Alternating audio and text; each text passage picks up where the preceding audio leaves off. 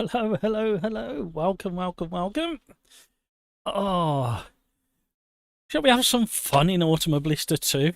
So, I think we're going to kick off, as it was quite popular last Tuesday, or Tuesday just gone, with some GT4. And I think we'll go to Alton Park this time. So, let's get the lobby up and running. You're more than welcome along. No password, and the lobby is YouTube at SimRacersArms, and we'll wait for at least one or two other people to join the lobby before we get going. And I've just realised I've forgot to do something, and that'll have to wait. Story of my life. Matt, never ready. SimRacersArms. Thank you for the likes. That was very generous of you so early on. Really appreciate that. I just want to get a quick drink.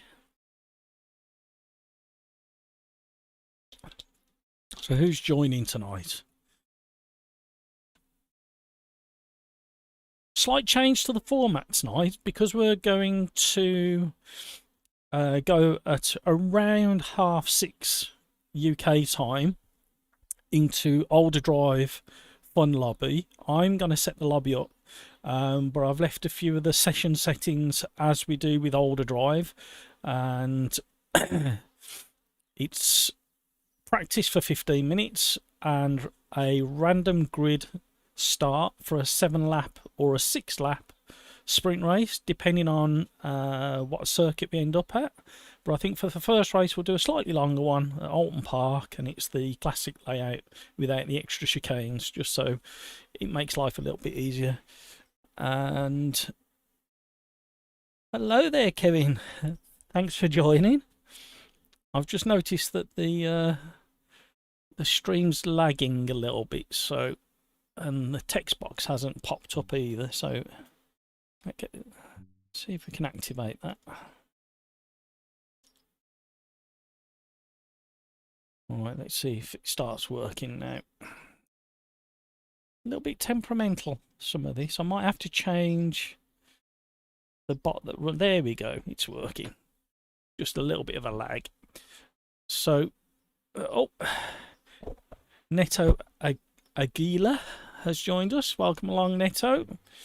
Pleasure to have you in the lobby. Anybody else wants to jump in the lobby, get in there. We're doing 15-minute practices with 6 or 7 lap sprint races, and they'll be random grids. So the way OlderDrive tends to run is we tend to treat practice as a bit of a quali, and then accept our fate in the random grid order.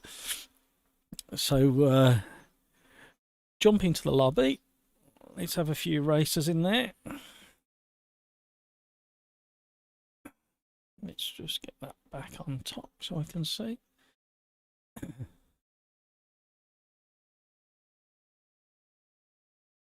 It's not a very good omen for the evening. I'm coughing already.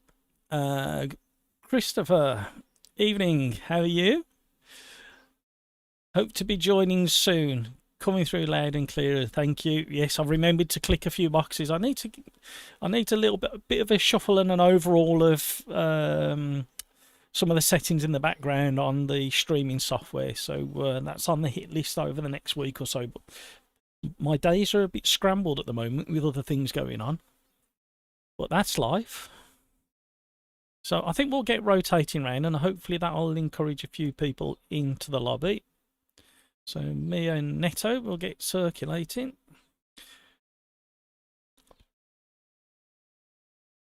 So how are you, Kevin? How are you, Christopher? Let me know how you are today in the chat. And what I need to do is a quick test of my audio levels once the game kicks in.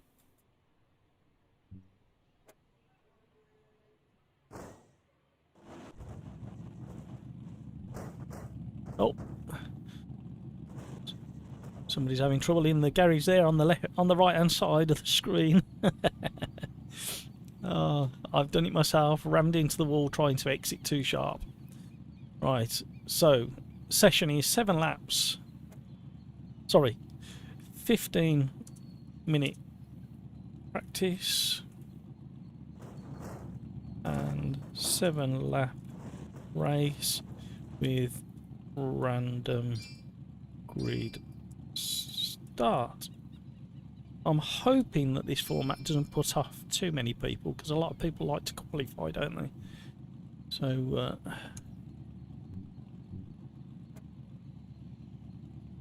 welcome. Welcome Michael along. See, I cannot type at all. It's really weird, isn't it? So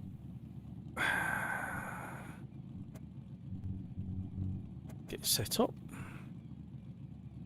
I do like these. I think on Tuesday this week when we did the GT4s, I did the Porsche, and I'm in the hang on a second, what's going on there?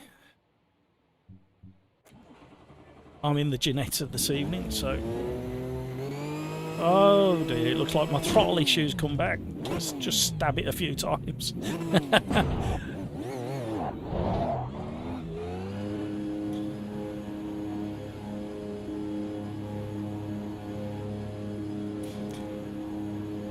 Oh yes, Kevin, your load cell replacement, that got there fairly quick, didn't it?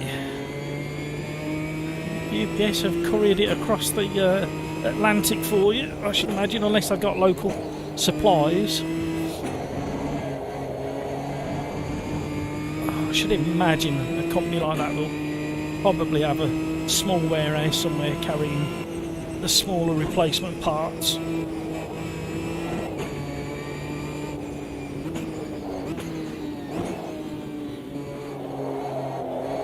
So, no password on the lobby, and the lobby is YouTube at SimRacersArms. A slight different format this evening. Just need to lower that down. A little bit loud in my ear. And I did a race, a championship race last night, and it was in the Sigma. The Sigma P1, but it's in the P2 category, the prototype 2s. Cold tyres. At the Virginia Raceway full last night, and normally I drive the Duratec turbo car. However, I did a bit of practice in the Sigma, and it was so stable for 99% of the time compared to the little open top car that I decided to go with that. But it was literally 20 minutes before the race, well no, a bit longer than that, about half an hour before the race started, that I suddenly remembered that Sigma had got a DRS button. And if you know Virginia Raceway, you will know that it's after the very horrendously tight hairpin turn 1, there's a tight infield and then a series of chicanes, the start of which you can open that DRS and you can get through the first couple of gentle chicanes. However, there's a bit of a right hand turn. Oh, we had a subscriber there. Welcome along. I can't quite make out your name, I do apologise. There's Murray Walker having a little peek at you. Welcome along. Appreciate you subscribing. Don't forget to hit the like button, that would be very generous of you. So yeah, through that series you can have the DRS open, and then there's a very kind of fast right-hander, and no way could I keep the DRS open for some reason and get through that right-hander at Virginia. So you have to remember to manually close it before you get to that corner, and then reopen it for a fraction, and then you hit the brakes and it automatically closes, the DRS does, and then manually open it again on the next little straight before the very bottom of the circuit.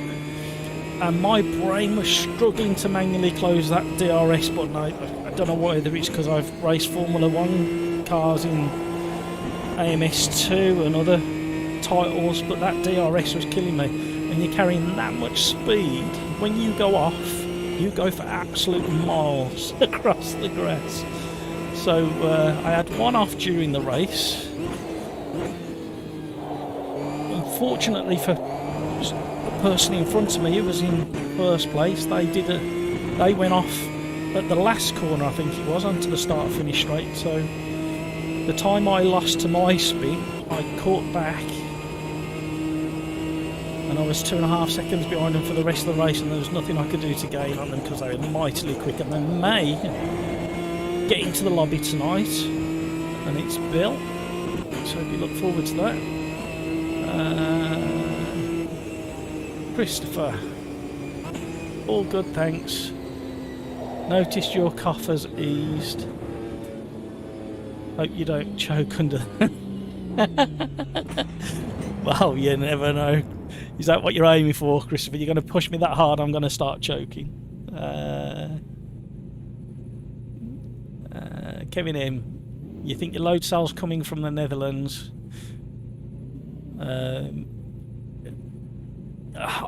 I would kind of think that Hussenveld should have maybe some kind of supplier in the States somewhere carrying smaller parts, especially stuff like the load cells, etc. Just smaller parts. It's not the end of the world to send a few boxes of small parts and have an agreement with a local seller. But you never know, they might fly it across the Atlantic for you overnight. As you are one of the fastest sim racers of all. Well, do you drive any other sims, Kevin? Is it just at AMS2? But Hussenveld must realise that you're one of the fastest sim racers in Canada. So you must get the special treatment from them.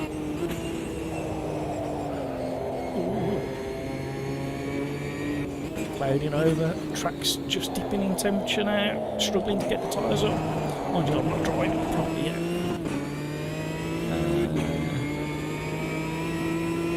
Andreas, hope I've pronounced your name right. I'm not very good with pronunciation of names.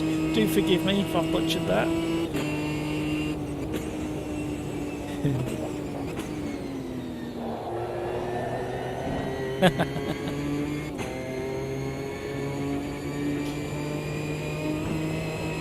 What's that about Project Cars 2? Hang on a second, let me get around this technical section. Or are you opening up a debate, are you, Andreas? I love the last Project Cars 2 update and want to see what happened with the great drifting behaviour of the... Oh, sorry, are the Rally X cars available? There's... this isn't... Well, I'm not sure where you're coming from with that. However, I understand that this Project Cars 2 clone, if that's what you want to call it, has been updated. And no, there's no rallycross cars or tracks as such. However, they have got the Lancia 4x4s in this. If that's what you're talking about.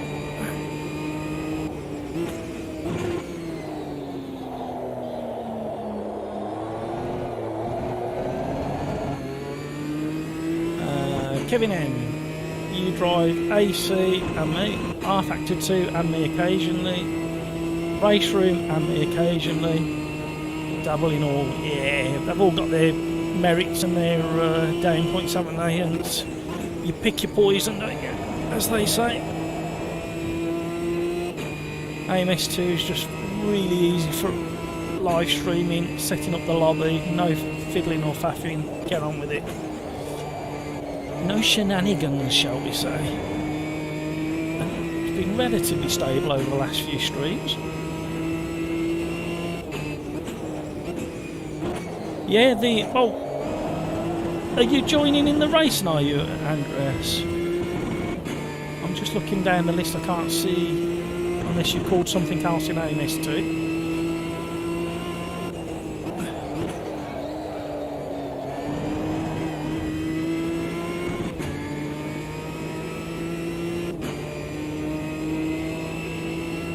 So yeah, the BMs that drift in AMS2 are in the classic DTMs, so we may have a little blast with those. So if you are driving with us this evening, by all means put a request in. We do requests. We do requests. So if you want to join us and you want the classic DTMs at a track of your choice, let us know in YouTube chat.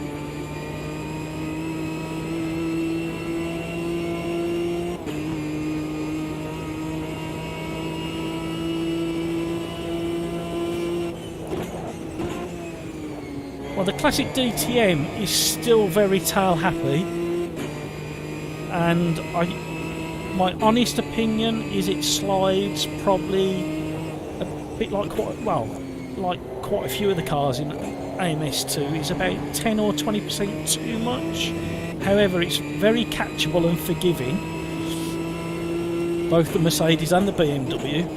I find the Mercedes suits my driving style a little bit better. And around we go, make sure we get out of the way of somebody in case they come round. But you might be pleasantly surprised. You need to give it a try, I think. Yeah, the graphics are fantastic, and it's worth getting hold of AMS2 if you haven't already. And the live weather and the live track is superb in AMS2. It's probably one of the best out there for drying lines and the progressiveness of the track as the track dries. The weather effects are stunning. Full-blown thunderstorms, torrential rain, frost. You've even got autumn leaves. If you set the date correctly, you've got real weather, and it can look back over the last 30 years and look at weather for that track from anywhere from 30 years ago up until relatively recently, up until the last 12 months, I think it is, maybe a little bit later. So you can have some superb races, and you can force like fake 24-hour races and stuff like that, and get your timings right, so you can do 24 hours in just a few minutes or so.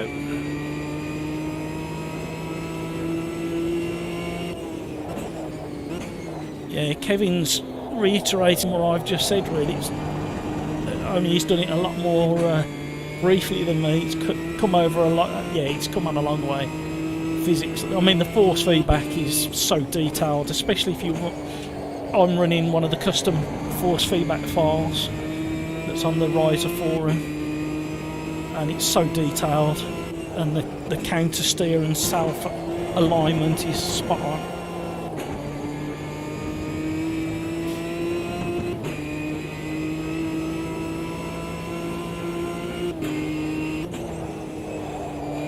And the choice of car track combinations, we're looking at, I've got a randomizer, and within that it calculates the possible combinations, and we're well in excess of 18,000 possible combinations between cars and tracks.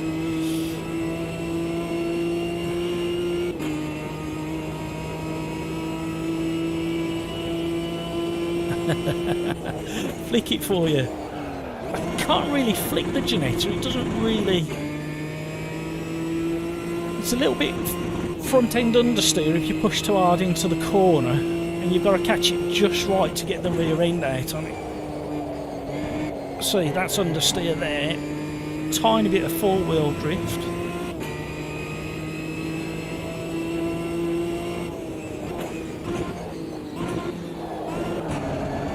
So you just encourage so much understeer with this particular car. If I was in the Porsche, I could have flicked it for you.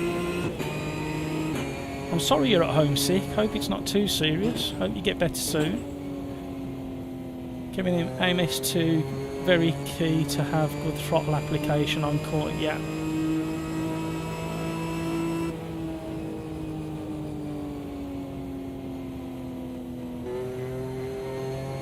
Yeah, you can have the weirdest combinations in if you mix the classes. You can race the great big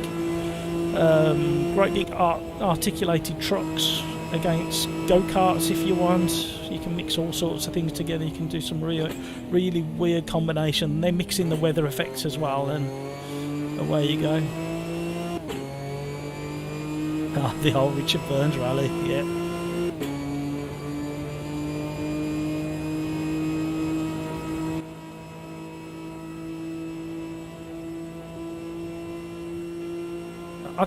I think you'll be pleasantly surprised with Automobilista 2. That's my honest opinion.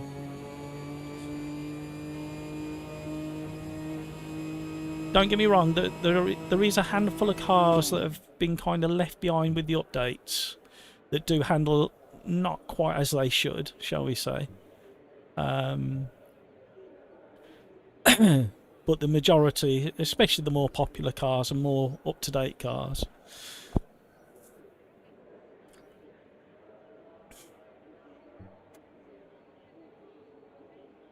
Let me just update the lobby.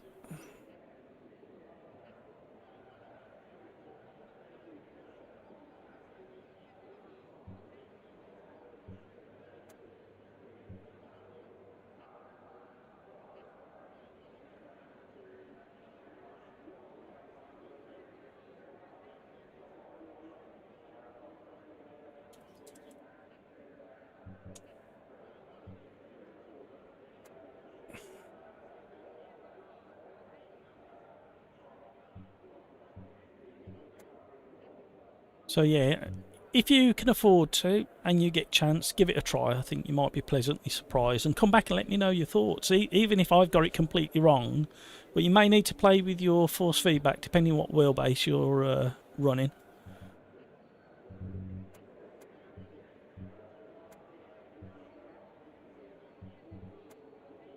Right, let's see how we get on. Oh, he's put me near the front. Here we go.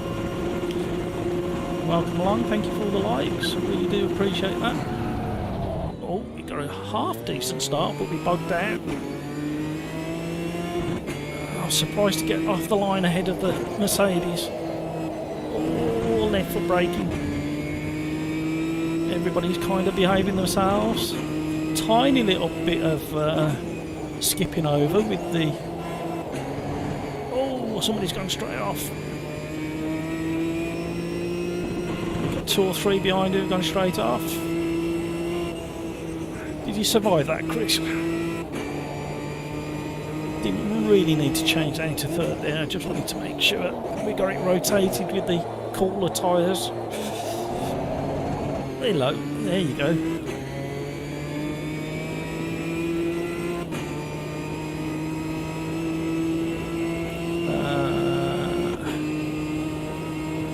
Yep, Kevin M. Richard Burns Rally legendary. Somebody's got it working again, haven't they? You can... oh, hello, what happened there? My pedals put in.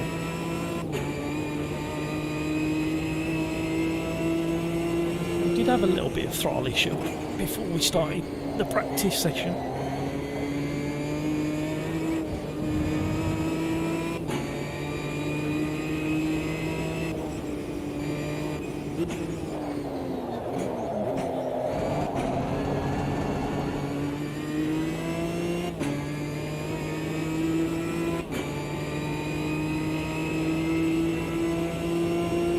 Yeah. If you're asking me to do it, I don't think it'll show up with the way I've got it capturing, so I'm not sure it will work, but you can definitely do that.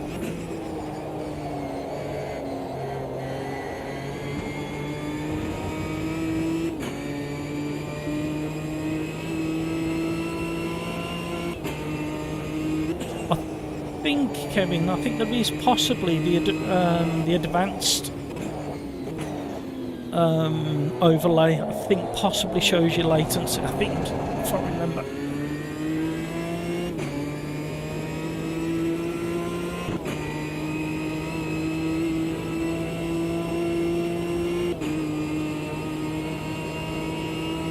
I'll try it, but I don't think my capture's going to display it. We'll see. It might work.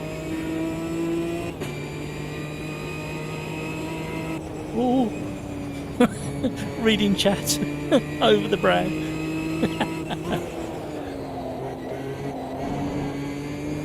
Little bit twitchy, under braking, and they've also improved dropping 2 wheels on the grass. It used to absolutely wipe you out, and then about, I think it was December time, last December update, I think it was, they improved what happens when you dip a wheel or 2 wheels off the edge of the track. There's not too bad because it's gravel grids, but if you drop 2 wheels on the grass, you used to have no chance of recovering. But now it's more realistic. And you certainly, oh dear, understeer through there and somebody's followed me behind. Oh, is it my slipstream? And also the AI has improved like massively in the last 12 months. You might have to do a couple of laps with them just to get an idea of how quick they're going on the setting. But I find somewhere about the 100 mark once you're up to speed. And then if you're doing a lot of practice for, say, a championship race, you might want to up it to about between 105 and 110 for the AI strength. But they'll actually seek out slipstream now, whereas they never used to before. The only criticism is they tend to clump around the circuit in little groups. But one of my favourite practices that I do is setting up on a fairly decent AI strength, and it changes from track to track, and then running from the back of the grid, overtaking as many as I can, and if I do get enough pace to get to the front, I'll sit behind the leader until the last lap and then do a simulated last lap do or die effort. That can be quite exciting and fun, and they don't yield like they used to. The proximity sensor around the AI used to detect you fairly early and move out the way and yield way too easily, way too much understeer through there. But now they'll actually bang doors with you and hold their ground, and then if you go wide if you do an overtake like on that corner previously and drift wide, they'll come back up the inside of you, or they'll do a dive. So it's definitely getting more realistic on the AI side of things. Still room for improvement, as there always is on all of these things.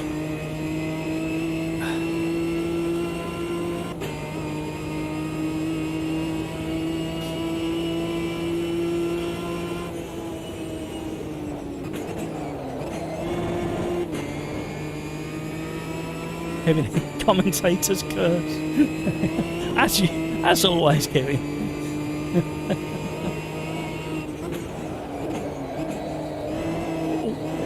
Lifting the front wheel there. Inside front wheel was lifting off the ground, you could feel it.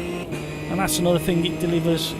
Once you've got your force feedback set up right, the information that you get coming through the steering wheel is quite impressive.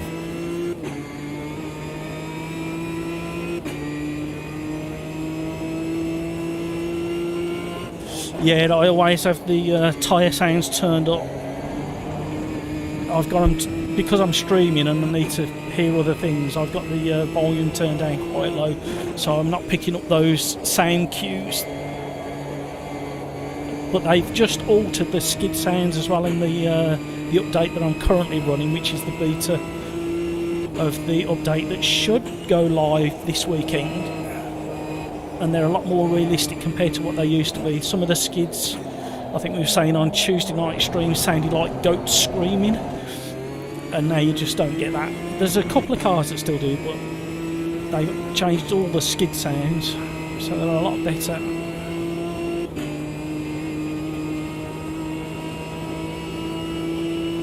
Yeah, absolutely.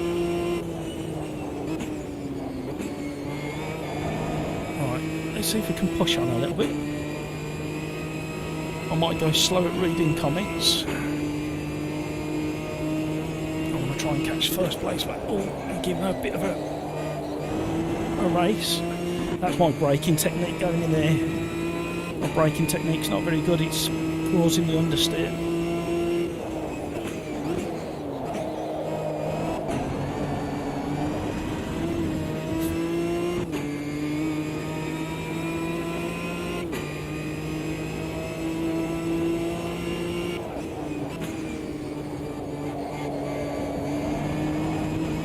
Just about get away with that one. No, we don't. Probably only about 6 inches too wide there. That was better through there.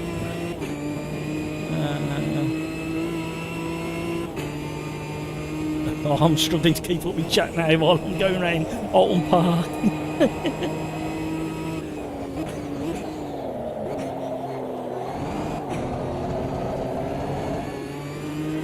So I snagged first gear just to rotate the rear, lock up the rear axle and rotate it round then.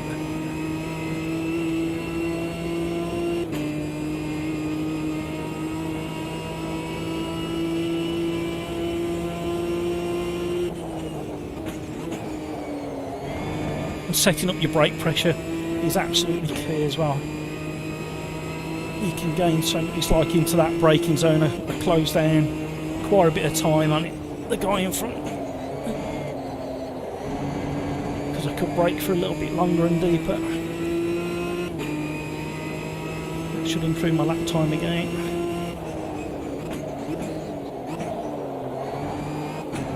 He's under pressure and he's had a wobble.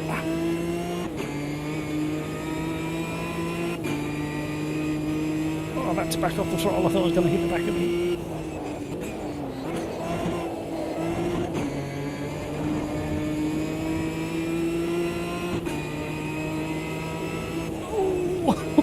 Close. Brilliant driving. Left me just enough room, but only just.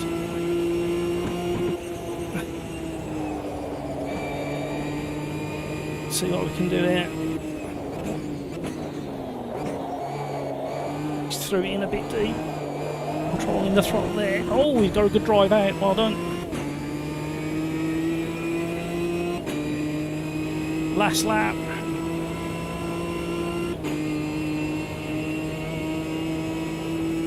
Hi Richard. Thank you for letting me know you're here. Oh dear, I was still reading chat then. Picking up the dust.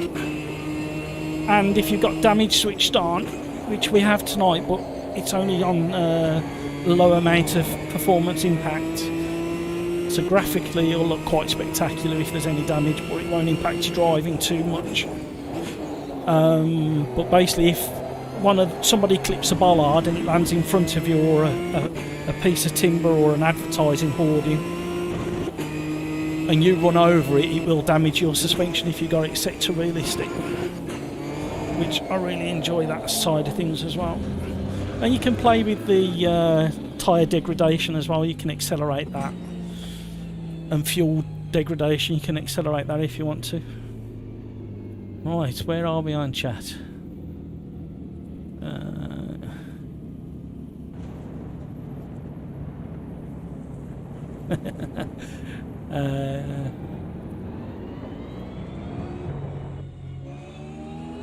Yeah, it's one thing I want to do. I've got transducers on my base shakers on my rig where I don't have them running during the stream. I've got enough distracting me, and I want to put one on the throttle and brake pedal.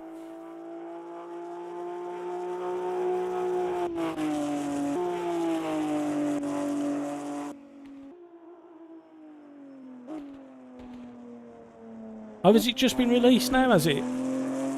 Excellent. Just downloading it. Kevin M, you're definitely not losing 0.3 of a second. Actually, I'll let you in on a little secret before it gets busy on the stream, Kevin. The next 3-lap challenge... oh, new subscriber. I can't read that either. Oh, it's just landing on that white bit there and I can't read it. I do apologise, but welcome along. And Murray Walker's popped his head out to say hello. Yeah, Kevin, 3-lap challenge I recorded yesterday. And all I'm going to say is... How can I explain? It was really hard. And another frustrating one. But not for the same reasons as last week's. But that's all I'm going to say for now. But I think you'll really enjoy it. I think all the regulars to the 3-lap challenge series will really enjoy this week's. So who have we got in here so far? Neto Aguila, he was in fairly early. Michael was in early. We got the Joel. Laurie, welcome along. Decky, Under the Thumb, New Order. Welcome everybody. Right, what are we going to do next? Shall we go to the randomizer? Let's have a look at the randomizer tonight.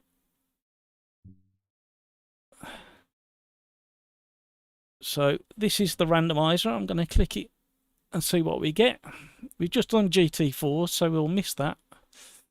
And we got the auto on the short. Okay, we'll go for that. So let's just let everybody know. And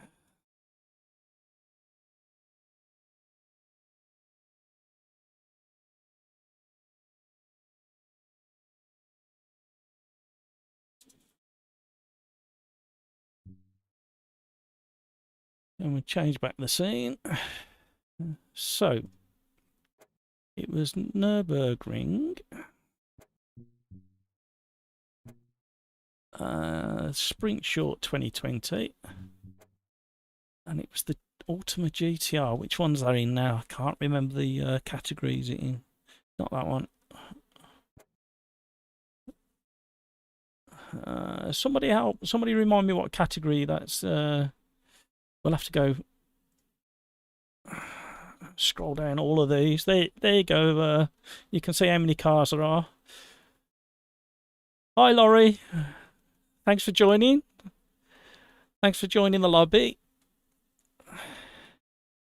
Do we know if anybody else is joining from the gang? Ultima GTR. Oh, we're not going for the road car one. Cannot cope with the road car one. We'll go for that.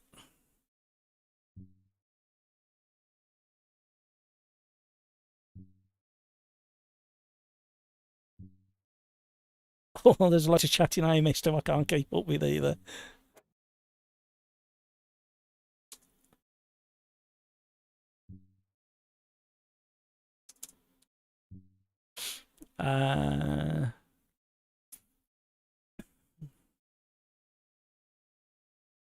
Let's catch up with a bit of chat while we're waiting.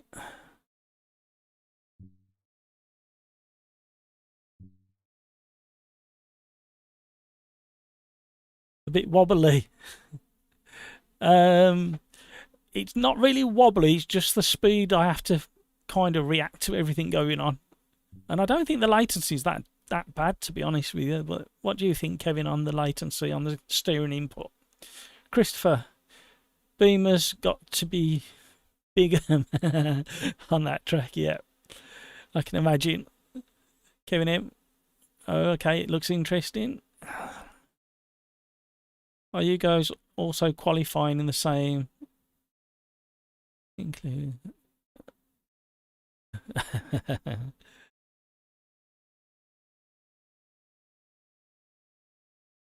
Based on it, turn on experience reflexes so we can see the latency.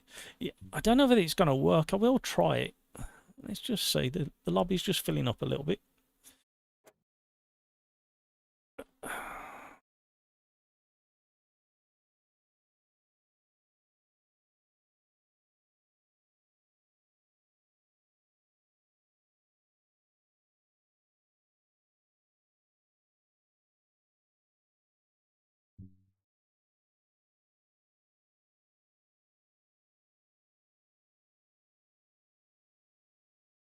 Bear with me while I type. Can't talk and type for some reason.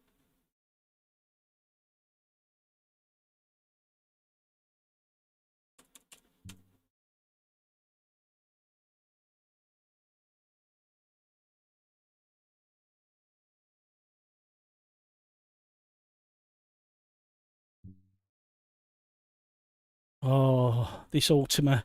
Here you go. This is where you're going to see sliding in this Ultima. This thing is so light, short wheelbase, and so much power from the big V8 in the back. Mid-engine, so it rotates like there's no tomorrow.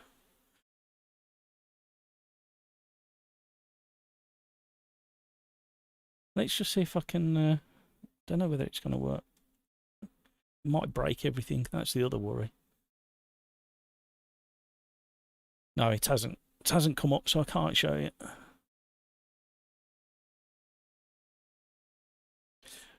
I think I may have mapped mine to something else, and I can't remember what it is off the top of my head.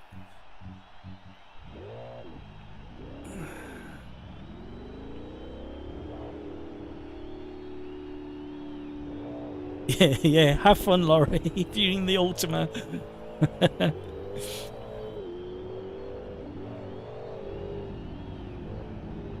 Right. Oh, here we go.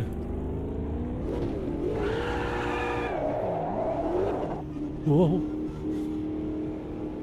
I've got to remember which version of the track I'm on as well, because it's just the short one, isn't it? Yeah, Christopher, I don't...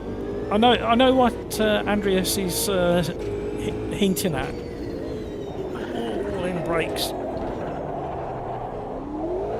There you go, there's some drifting.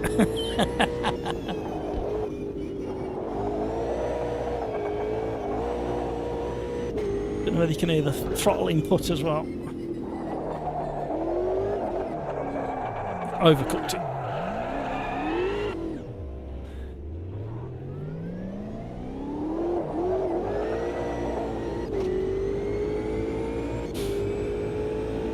Short track, that short track. Somebody else had forgot which track we're on. That looks like me. That's where I normally end up. Oh, just way too much gas. Right, my brain's got to be converted to this lightweight beast. Right, let me do a couple of laps and get my brain around the way this car drives. I've forgotten already. It's not the one I normally pick. I normally go for the Ginetta, because that's way more balanced than this car.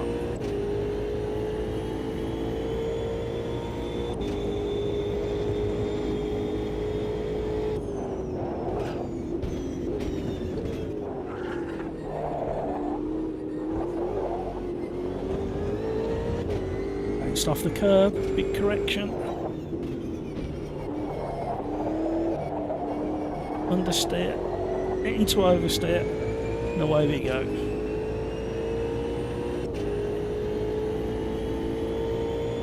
Thank you for all the likes, really appreciate that. Thank you for joining in. Joining in? that was a hybrid of tuning in and joining in, and we ended up with joining in. So there you go. Can we make that a phrase? Do I need to put it on a t-shirt, Kevin? Oh.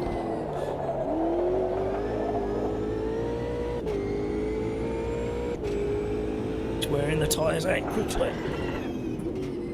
I need to adjust my brake pressure in this car.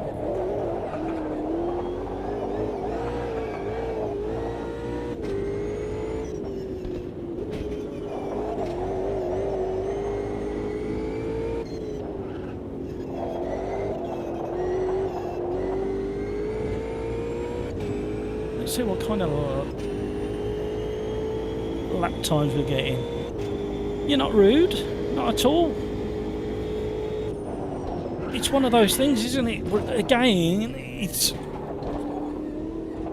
until you've tried it and got it dialed in and set up for your wheelbase and pedals, etc. It's really hard to explain sometimes because it's so subjective, and we're all running, even if we're running the same hardware, we've got it all tweaked and dialed in so differently.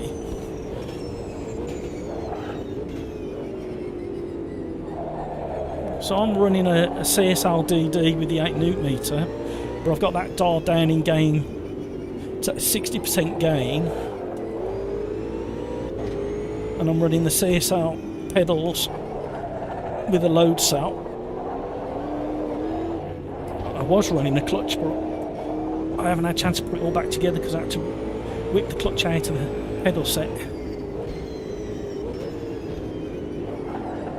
And I used to run the round whirl over my shoulder there, and now I'm on this Formula ring, which was a big expense, but well worth it because it's got the tactile feedback built into the wheel as well. So you've got engine vibration and gear change in the steering wheel, and it's smaller, so it gives you more detail and quicker response to things. It's starting to cloud over during... Oh, I just missed him. His braking caught me out a treat then. And in all honesty, I did want to be in front of him, but I weren't planning to do it that way.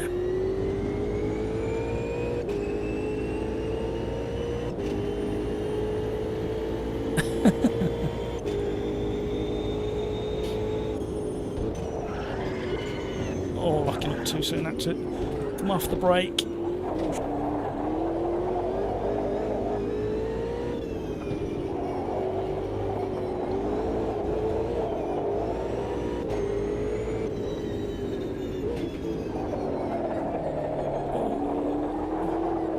Way too deep.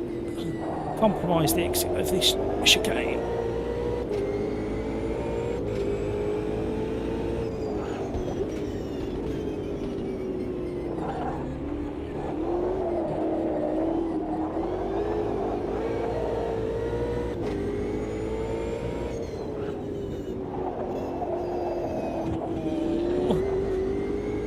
Just stayed within track limits.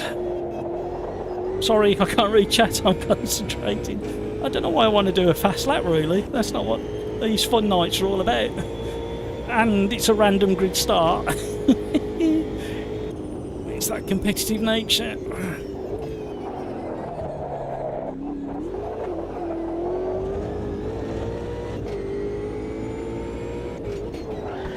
So yeah, it's quite subjective down to the equipment you're running and how quickly you get used to things.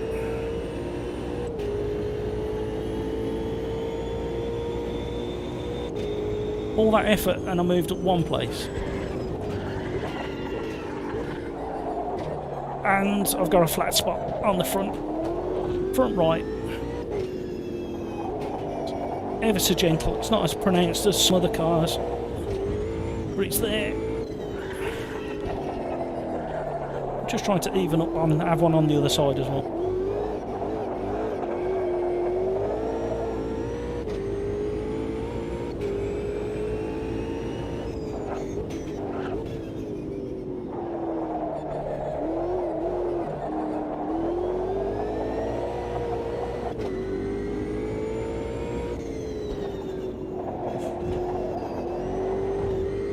Being more gentle on the throttle input.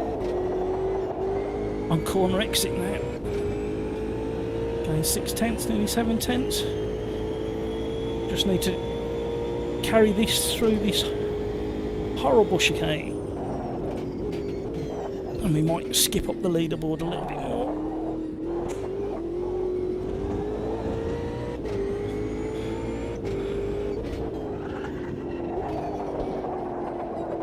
Too wide.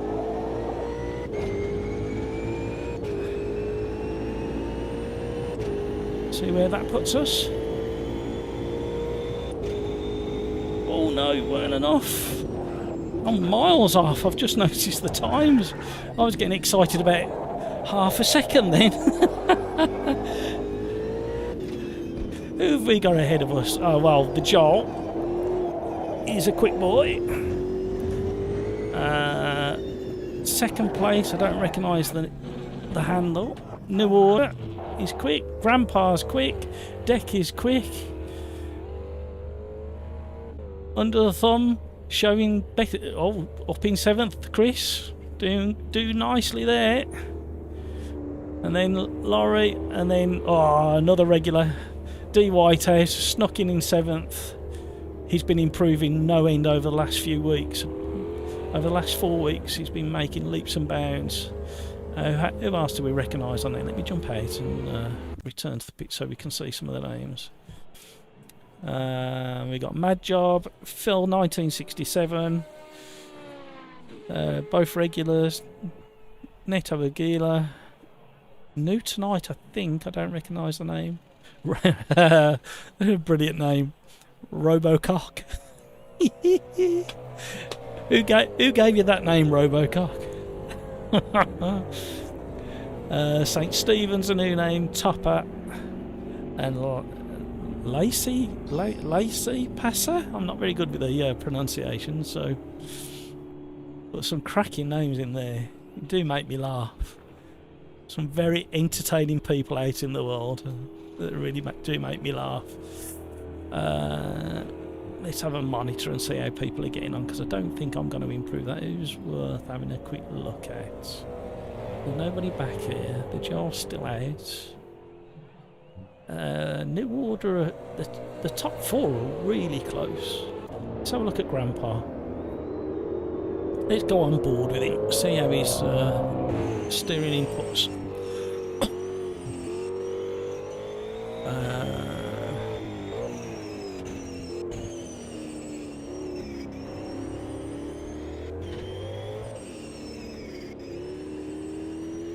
I've really lagged behind on the chat.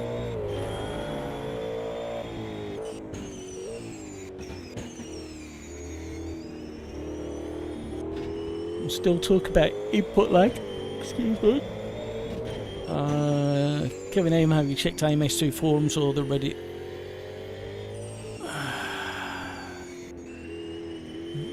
Yeah, there may be some stuff on the Riser forums. Every PC is different, and it doesn't matter if you've got identical PCs next to each other built with the same stuff.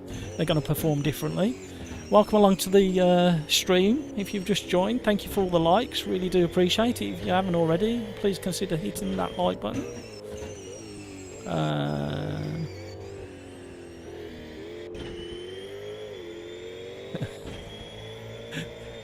So, yeah. Well, I should have done a lap before I started flicking it around. That was the issue. I forgot how the car handled. Haven't driven it for a while. Average Mike, hello. Welcome along. Great to have you on board. Are you driving tonight, Mike?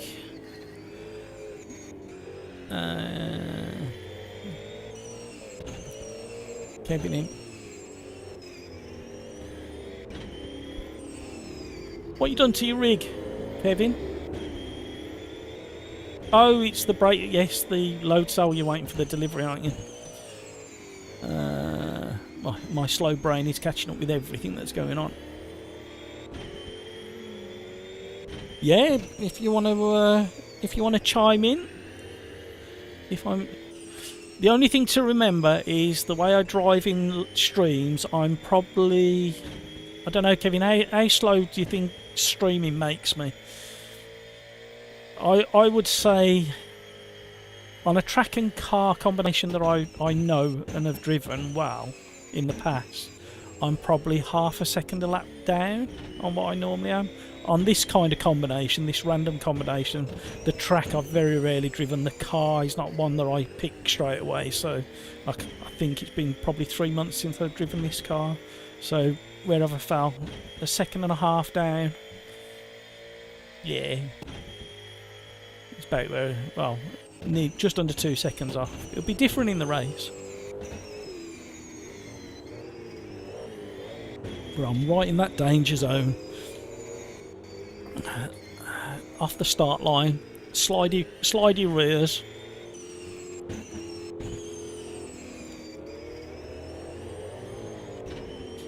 Avery Mike, you don't have time for a race tonight.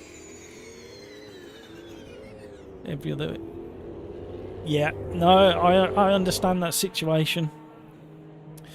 No, you've got to give priority. Absolutely, Mike. Completely understand. Yeah, well, I've got the chat as close as possible to my centre monitor, and I can see when it flicks up and changes, and then I just catch glimpses of sentences, even when I'm really concentrating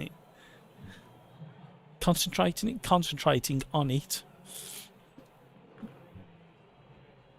So at the end of this race, what we will do is I will close down my lobby and we'll open up the OlderDrive Fun lobby, but with the same settings, and we'll carry on the evening's racing in association with OlderDrive. If you want to know more about OlderDrive, check in the description down below. There's a link there that takes you through to a page that explains who we are, what we are, and what we do and why we do it. Great bunch of guys. On nights like tonight, we have a real good laugh, and we encourage everybody to join in the Discord chat. And there's plenty of banter and giggles and a little bit of ribbing and the usual fun and games. So definitely worth checking out OlderDrive. You don't have to be in OlderDrive to join, because you may not hit the requirements, but you're more than welcome to join us on our fun nights. But if you can get into Discord, if you do meet the requirements and you get into Discord, it's a great laugh. We have lots of fun. We got in there. We got. Oh, let's change somebody who's rotating around. Who've we got so far from the OlderDrive gang? Where's Darren gone? Oh, I can't see all of the names on there. We got a couple in there, so but there'll be more joining as soon as we finish this race. But thank you for joining the stream. Welcome along. Thank you for all the likes. Really do appreciate that, and it really does make a difference to the channel just hitting the like. Oh, there we go. There's some damage for you. Janetta doing an Elvis Presley impersonation.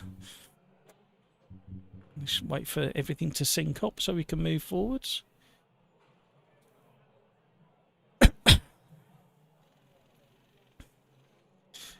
While we're here, Christopher, average Mike, choc ice and chips. Haven't heard that say for absolutely ages. Choc ice and chips. Only in the UK. Right.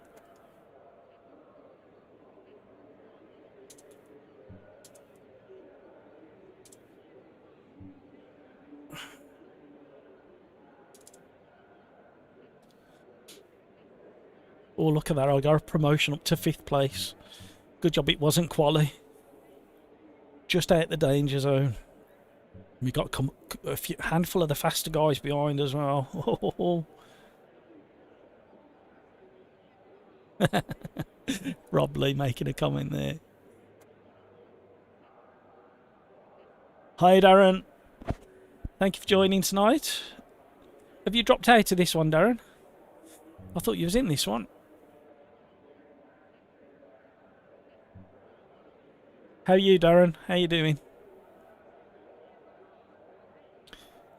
Just to let you know, Darren, I'll be closing this lobby down after this race and then starting a new one under the OlderDrive Fun banner. And we'll keep the format the same.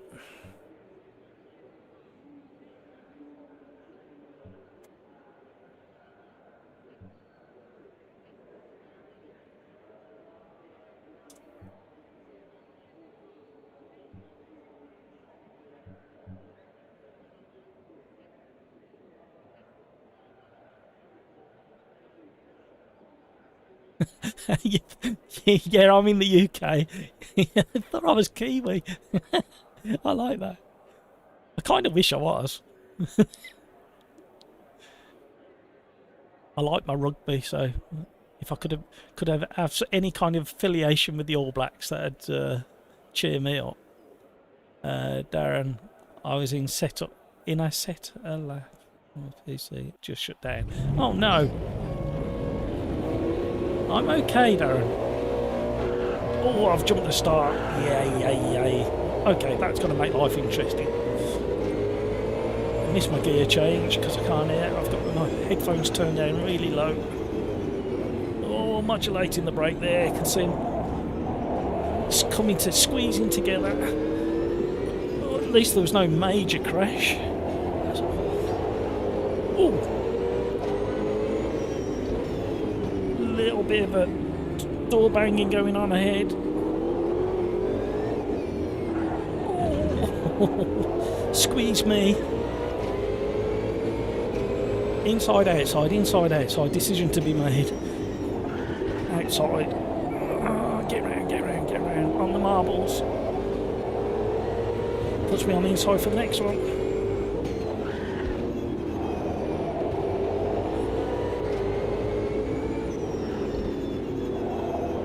Alright, I need to get in the pitch rather quick.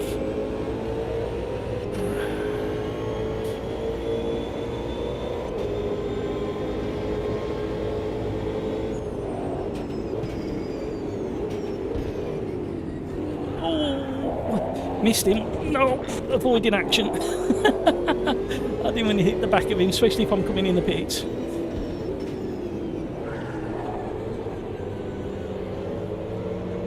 Too early on the pit limiter. Oh, look, see? Messed up my pit entry then. You're okay. I'm alright, Darren. Nearly got rid of that stupid cough, but not quite. The Chadlington dialect.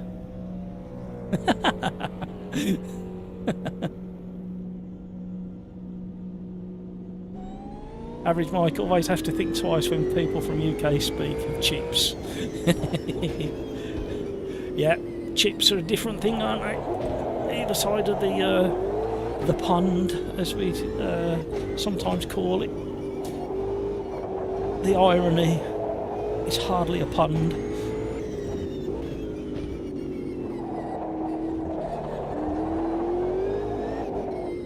Let's see how quick we can settle back into this.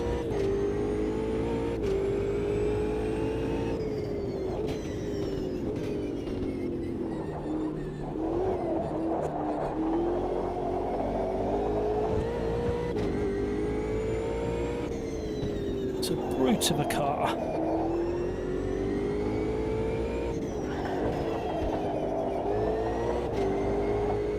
I think I mentioned it before, but from my memory, in the early to mid 80s, it started out as a kit car, a build-it-yourself kind of car, with a big V8 engine in the back, and then it can't get it stopped. And then it did so well in some of the club racing that was going on at the time, in the early 90s, that they pushed it forward into its own make of race car.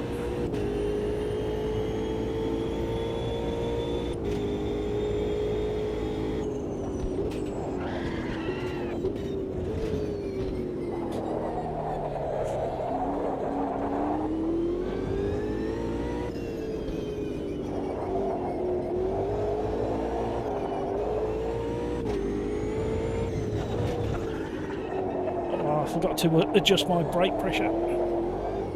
Bit lucky not. This is going to be a lonely race at this pace.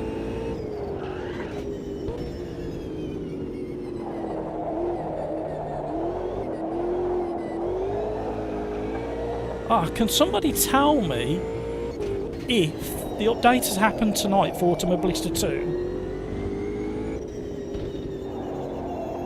That if I select the historic Nürburgring, that other people can play that circuit if because I've got it. I think that's how it works, isn't it? Somebody try and confirm that for me in YouTube chat, please, because I wouldn't mind a little run round that at some point. I might save it till next week, but what I was thinking of a format of having just a massive long practice and then just a couple of classes of cars and then see what kind of lap times people are getting. Not necessarily have a race, or maybe end on a 2-lap race after like a 40-minute practice or something. What do we think?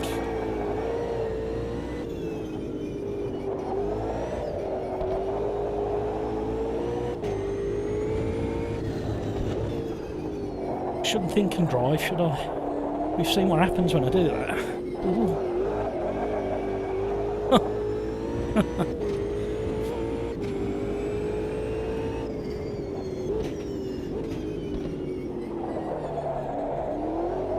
So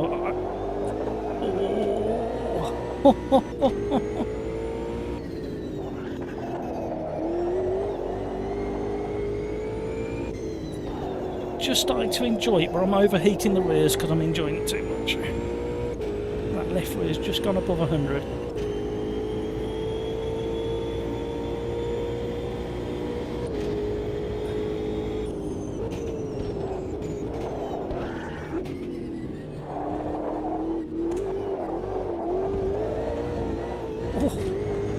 Yay, yay, yay. Bouncing over them curbs.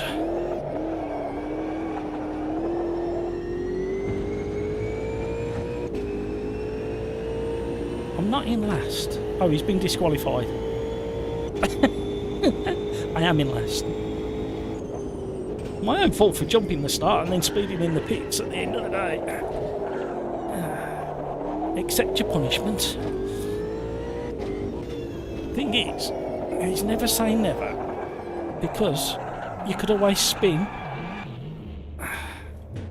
Oh dear, dear, dear. Me and this car don't get on. Shall I just do donuts for the rest of the race?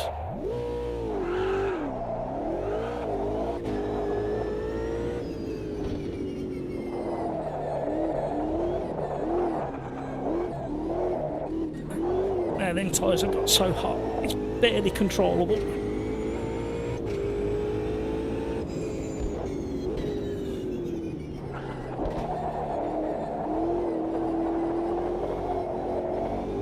Not been known for my gentle right foot when driving. I'm trying to ease off just a fraction. Just try and pull them rears down a little bit more.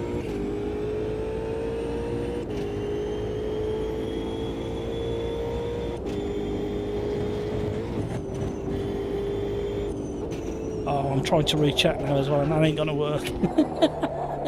There's not enough time down the straight. It might be down this next straight.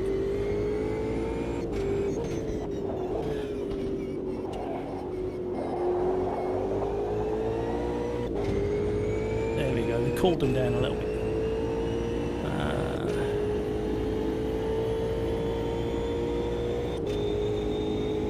I'm still reading about the choc ice and chips at the moment. Missed my braking point completely. You like distract me so much. It's so funny. This is a serious. No, it's not.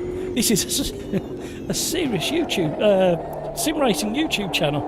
What are we talking about? Choc ice and chips.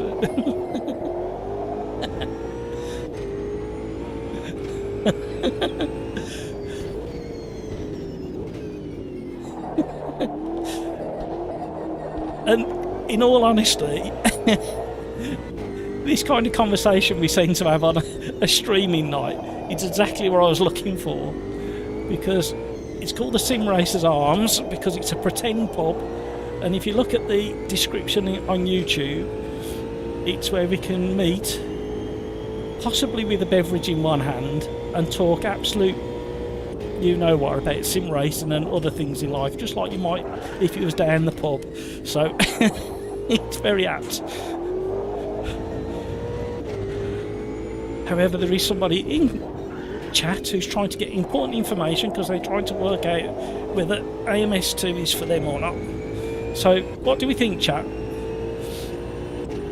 What do we think we should say to Andreas about is it a thumbs up for Automobilista 2 after all this time of development, or is it going to meet what initially seemed to be his expectations of it being just a Project Cars 3 or 4? So don't necessarily gang up on him, but just let him know your honest thoughts about Automobilista 2 in chat, and whether he should buy. Should he buy now? Should he wait for it to be on discount? Which probably is going to be another discount soon, I should imagine, on Steam. we've missed the spring one. They have a summer one as well, don't they, sometimes? So, or should you just forget it? Buy now, wait for it to be on offer, or forget it altogether.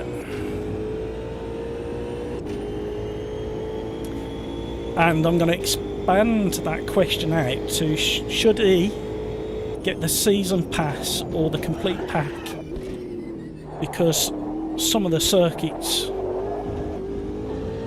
including this one and the Nordschleifer, especially now with the latest update with the historic Nordschleifer, should he go full out, get the lot when it comes on sale.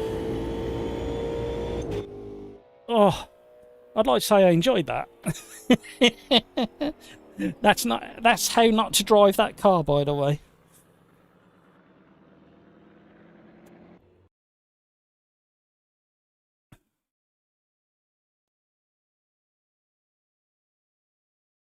Yeah. Hang on, look at all the chat that's gone by. Right.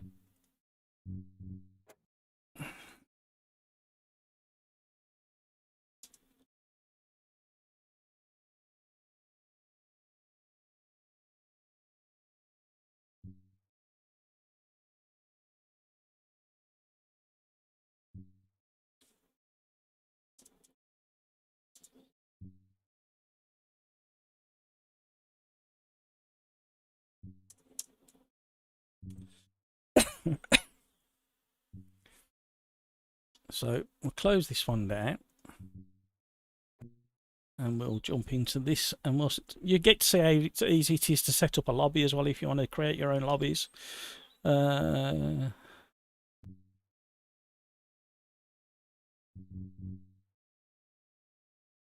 okay, so I can do the track if I want to. I might do that next week. I need to have an experiment. Try more gas overlap on the brake. Yeah, I did end up doing that, and I was a lot smoother on corner exit with the accelerator. So create new password, OlderDrive Fun, public. Everything else should stay the same. However, I think we will do a what shall we do? I fancy. Oh, where's it gone? I'm going the wrong way again. I fancy a Rocco at. This was one of the random selections from before I set up the first lobby. So the 2012 short. So we've got so many variations. Is it that one? No, it's that one. There we go. And we'll leave it on 7 laps. Leave everything else the same. And away we go. So lobby's up. OlderDrive Fun.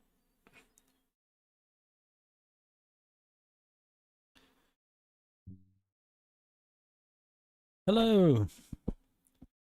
OlderDrive Fun lobby is up if you want to join us over on that one now. It should be there now. I'll be cutting in and out with chatting to you guys on Discord, so all right.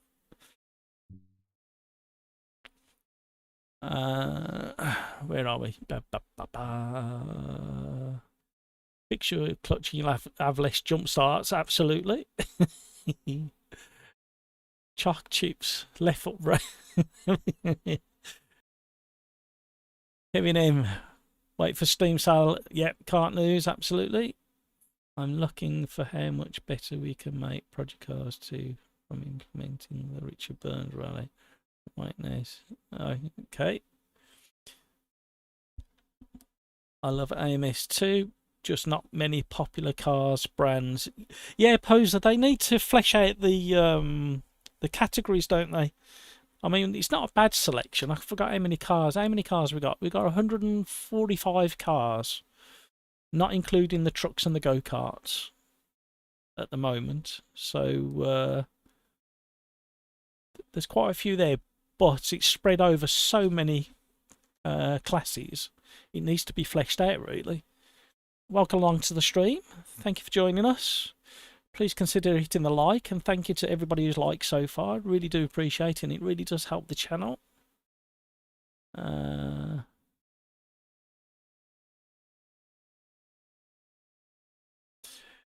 Yeah, I'd keep an eye on AMS2 though, because the modding community is building quite swiftly, and there's going to be some. There's 2 content managers being developed at the moment for Automobilista 2, which will make dropping the mods in and out a lot easier than it currently is. Christopher, AMS2, best looking sim, especially sunrise or sunset, and decent with a friendly. Yeah, brilliant for vintage open wheel. Yeah, absolutely, I can agree with all that.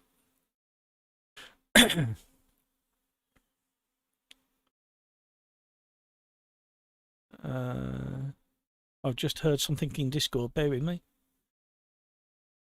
You having issues getting into the lobby? Try again. Oh, okay, try again now. Now that the lobby is entering the practice session. All right.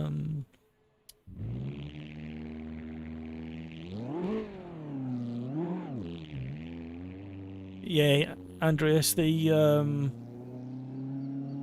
AMS2's took it a step further with the weather, the night time.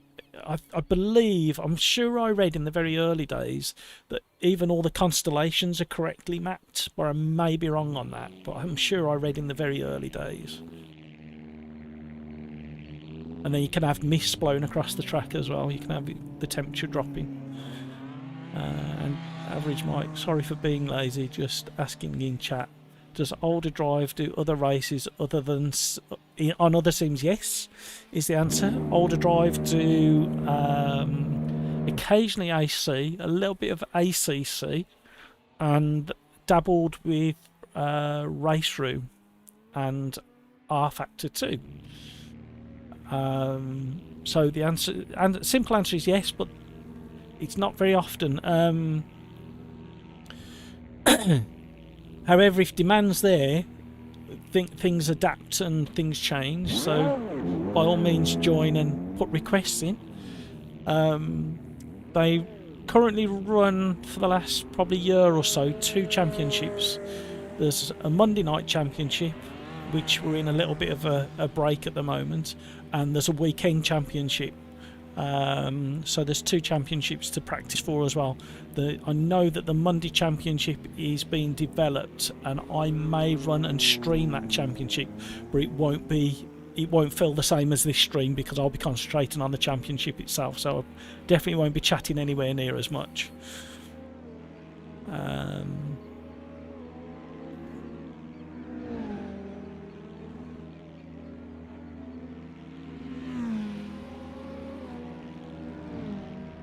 Yeah, what is that? What rally sim is that? Is that the Rich Burns take? I wouldn't mind trying that.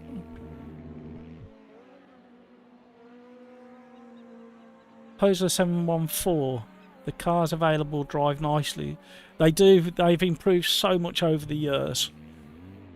Need to get moving here and get a bit. Oh, I'm all right for a few minutes.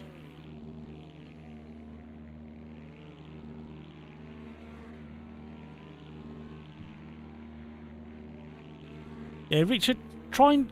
Can you get in now, Richard? We've had a few people kicked. But D. Whitehouse in 3rd on screen was kicked. And he's rejoined, and so has Mike as well, has rejoined. Let's have a little look. Have you guys all got back in okay? Yeah, you're all back in okay. Okay, thank you. I can see you on screen. I'm just checking that you had no other problems getting in.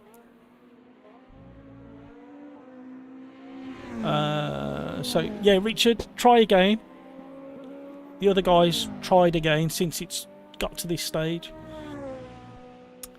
Mobile 179, yeah, try again. There's about 4 people who got kicked initially, but they've all got back in since. And you've got at least 9 minutes to get back in.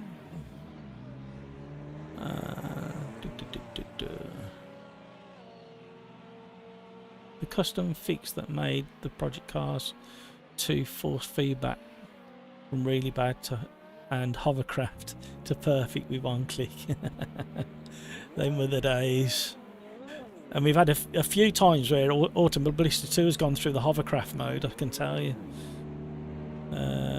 Christopher just jumped out of lobby. AMS2 now updating. Yeah, that might be causing a few issues for a few people. If there's lots of people coming and going from the servers and doing downloads, it could. Couldn't even say whether the update is sitting on the same server as that runs the online gaming, so could have impacts throughout the evening.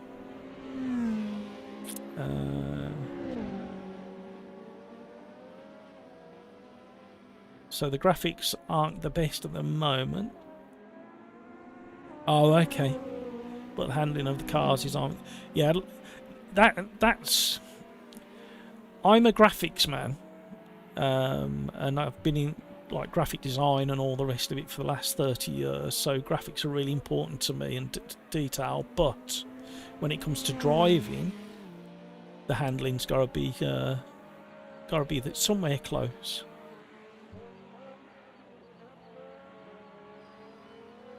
Oh, okay.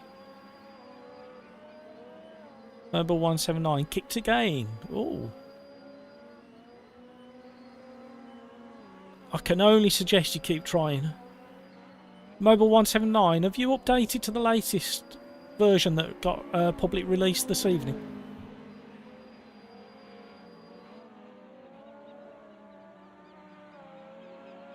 Here you find the mod. I'd love to. If you try to put a URL in chat, it would have deleted it automatically, Andreas. You may, if you go to my About section, and you can get my email address from there, maybe put it on an email. Ernesto, hello, welcome along. You've been kicked for the 3rd time, right? Okay. If we're still having problems, we may have to set up another lobby because it's not filling up very quick. But like I say, a lot of the people on there, so D Whitehouse, the Joel and Mike Whiting all got kicked out and they've all got back in, so keep trying for a little bit longer. You've still got about 6 minutes.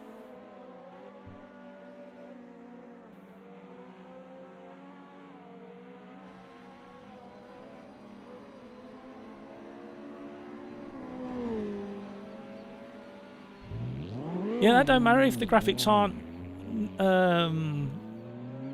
altogether perfect. Yeah, if you're developing, it's you got to concentrate.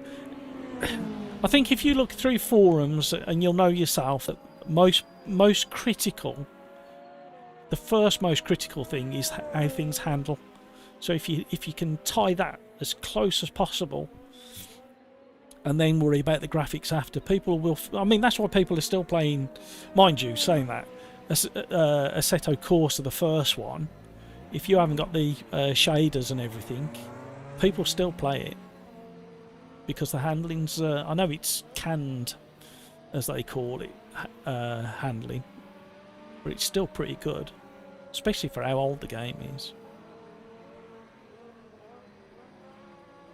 Mobile 179. If you quit the game and go back to Steam, you may have to shut Steam properly. So file exit and then reopen it, and it should be sitting there waiting in your downloads, and it may take a little while. So it's whether you want to wait or whether you want to download tonight. Ernesto kicked again. Oh, I'm really sorry. I think there's loads of stuff going on the server.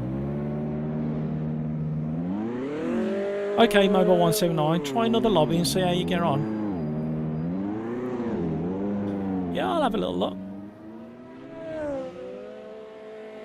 Yeah, exactly that, Andreas. The handling is so rewarding. And that's, like I say, it can look as... That's where AMS2 got so much grief, is it looks so pretty from the word go, but the handling was nowhere near, and it got absolutely slated. But it's, again, for developers, it's not an easy task, is it, at the end of the day? It's so complex. And then built on top of that, expectations. And then if you get one thing perfect and the other thing's not quite right at the same time, you get grief for that as well. So I don't envy any of the developers. That's why I'm really open-minded about it all. It's not fair. I've done tiny bit of programming years and years ago. Don't ask me anything about it now. Can't remember the any of the coding that I did back then, and it was only for a short while, but I couldn't cope with it. I just dropped onto the front end of things and did graphic design. Kevin M, woohoo! Kevin M's load cell for his break is back. For those that don't know, Kevin M was competing in one of the 3-lap challenges videos that I released over Saturday, and he was that angry with my randomizer selection that he pressed that hard on the brake, he snapped his brake pedal. He sheared a bolt on his brake pedal. Christopher, okay Christopher, yeah, hopefully that works.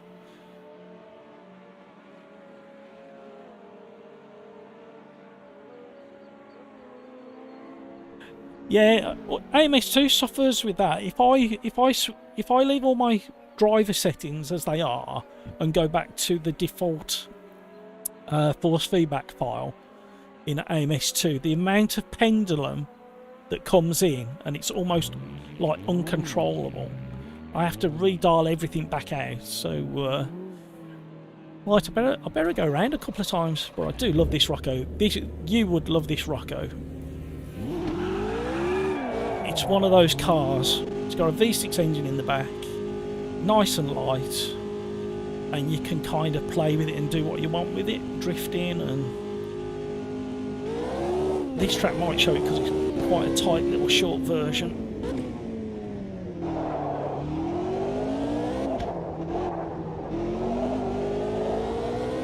Really cold tyres.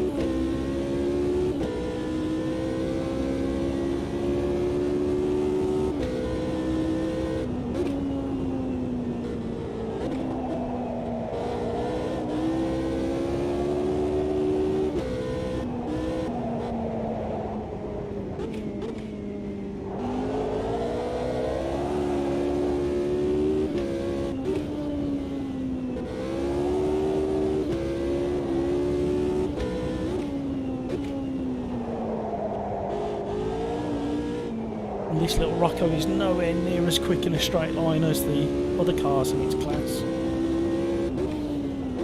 Sorry, I think it's quicker, isn't it? But it's slower through the corners, if I remember, because its downforce is different. Got it the wrong way around. Lovely view of the mountains.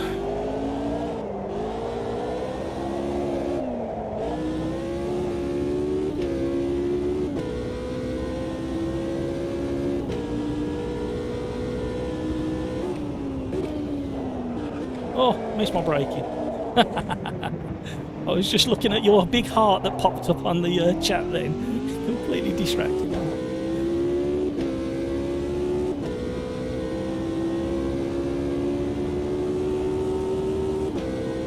And the cityscape as well in the distance.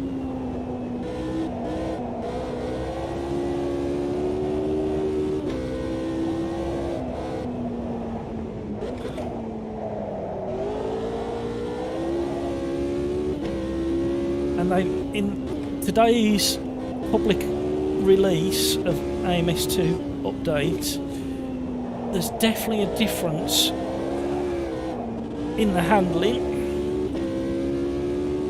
because you could drift this a lot more. I'll move out the way for this guy. I think he's on a hot lap. I didn't want to put myself in the gravel, mind you.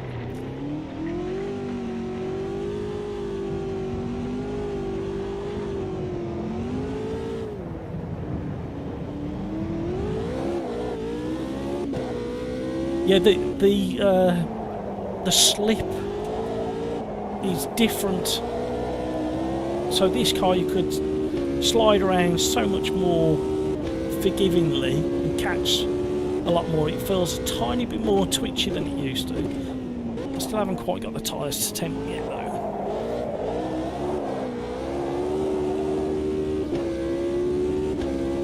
So they've been altering the grip levels by the looks of it.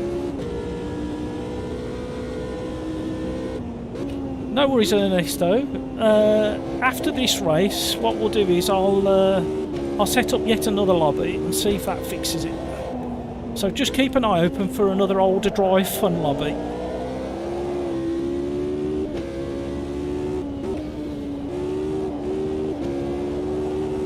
Completely understand you need to go and do some racing in a lobby that works for you, but please do come back if you get a chance.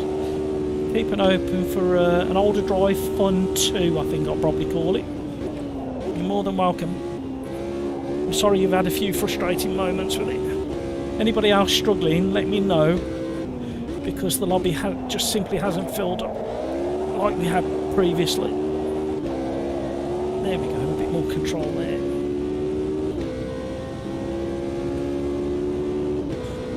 Kevin M, I'll see you in a bit. Have you got another meeting to go to? Or are you going to hide in a cupboard somewhere and have a snooze?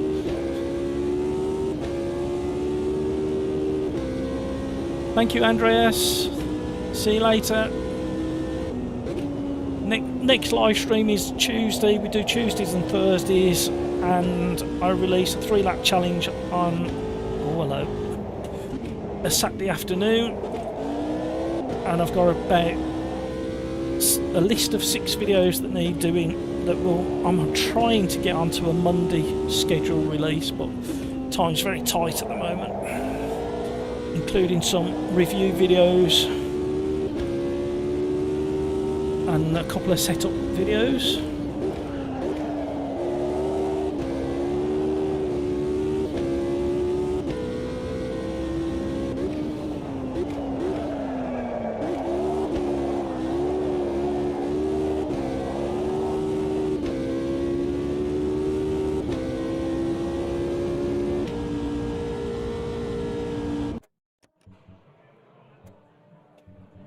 Who's still out there? Oh, he's come back in.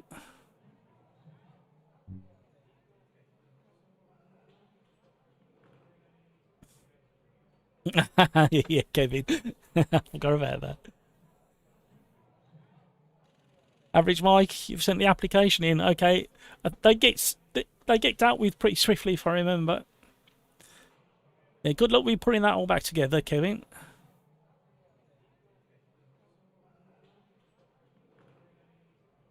Okay. Oh, the Toyota Yaris R1. Okay, I'll keep an eye open for that. Oh, sorry, you're saying goodbye to Kevin. Sorry, I misunderstood. Of course you can stay. Brilliant. Right, let's see if I can continue. Sometimes a bit of syncing going on in the background. Yeah, let me just have a word with Discord. A lot of people have had trouble rejoining the lobby, so I think at the end of this race I'll create another one. So they had the same problem as you, but since they've tried to rejoin, they've been booted multiple times, so yeah, I'll probably have a go at another one. I think with so many people doing updates, I think it's messing. Yeah, and it's creating problems on the server as well by the sounds of it, so I'll let you know at the end of the race. Alright. Alright, have we got enough fuel? Too much. Here we go.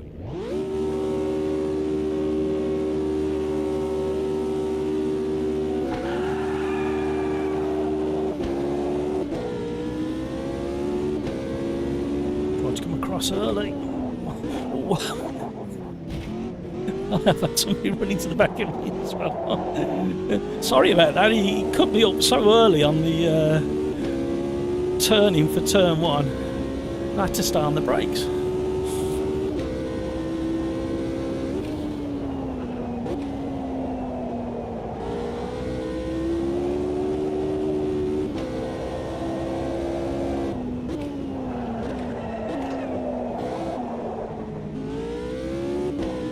A few people going wide behind. Did exactly the same as what I did.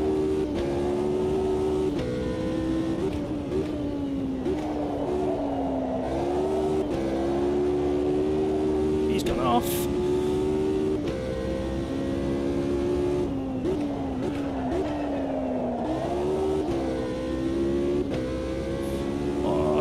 the sun getting lower in the sky. Easy. This never used to be as snappy as this. Gotta get used to the new grid levels.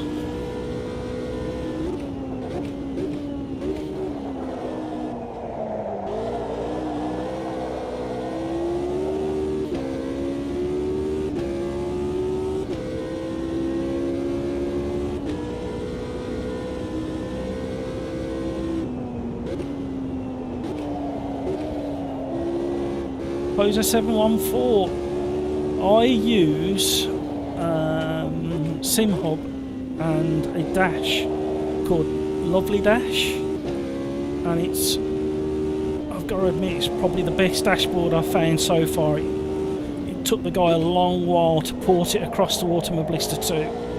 It was originally set up for a Assetto Corsa Competizione, and it was brilliant in that, and it's since developed even more, and somebody's breathing down my neck now. Who's that? Navarro. Too aggressive on the throttle there. Oh! And away he goes.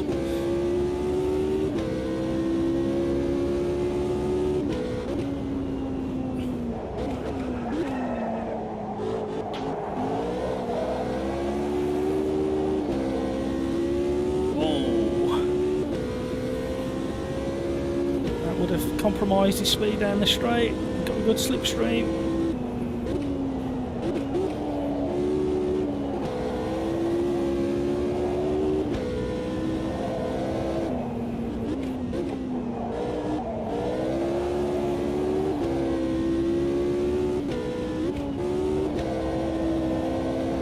Oi, I just followed him. Got dirt on the tyres.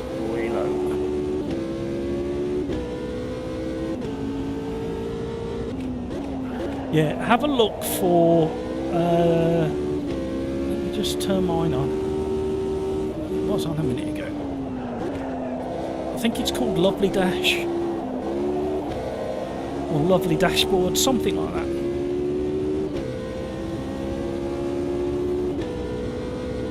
Like I say, I was using the one of the default ones. Oh, I missed my braking again.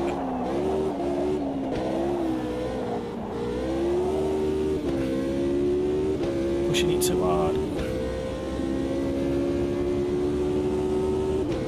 I was using one of the default ones that comes with SimHub for such a long time, and the phone I was using as a dash was an OLED, so it burnt into the screen.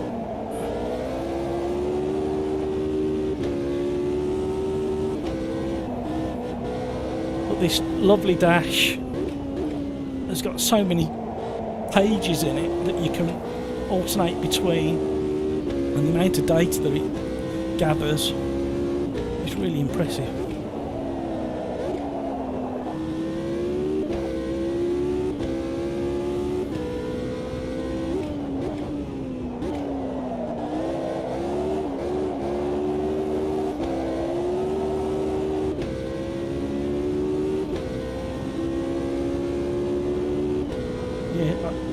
When this race finishes, I'll tell you exactly what it's called, but I think I've got it right.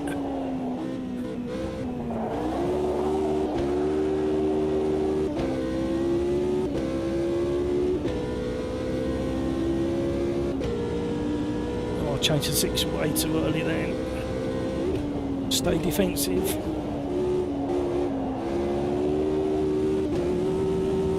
I'm taking a shortcut.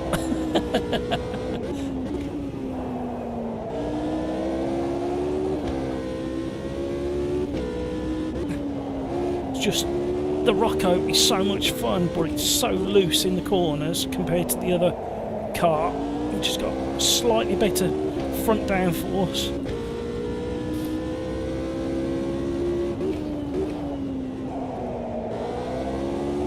It doesn't help that I haven't been turning in and picking my apexes very well.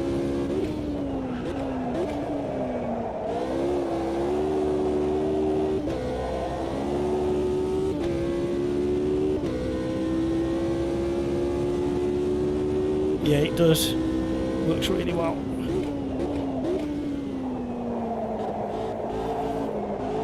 I'm really embarrassed that I can't remember the developer's name who's done this lovely dashboard. Got his own YouTube channel. He mainly races ACC. But it is actually a lovely dashboard.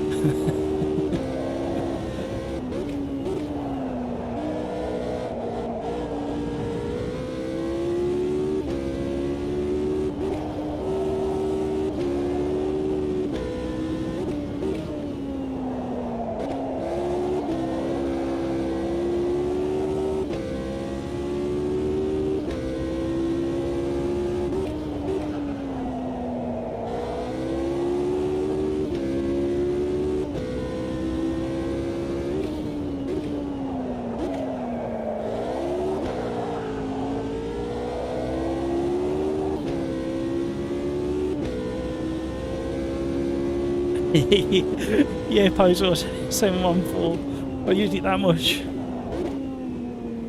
Burnt into the OLED screen.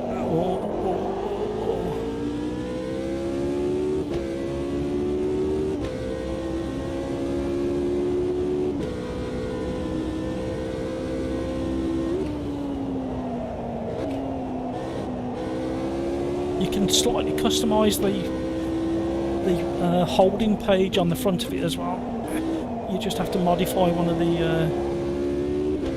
boot files, which is really easy to do just in a text editor. You can put like your own name or team name in and your preferred car number and things like that, and tell it what colours you'd rather have. And then it's just the amount of data that's in there. I mean, I don't use it to its full potential, but it's like if you're doing a timed race, tells you how much fuel you've got left with the time left to go. Ooh. Well, I was going so well, threw it away. There you go.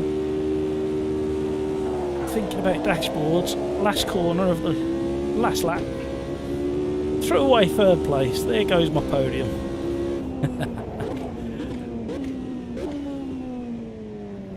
So what we'll do is we will definitely create a new lobby. And it'll be OlderDrive Fun 2. Let's see if I can get that working.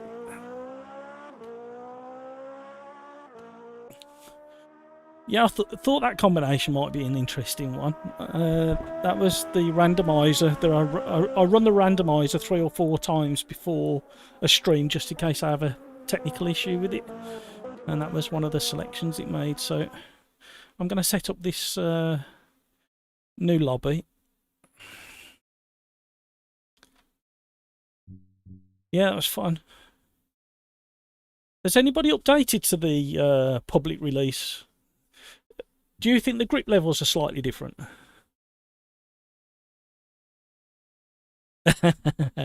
I think there's slightly more grip on some of the cars, but I need to see the release notes. But including the Rocco's got a fraction more grip than it used to have, believe it or not.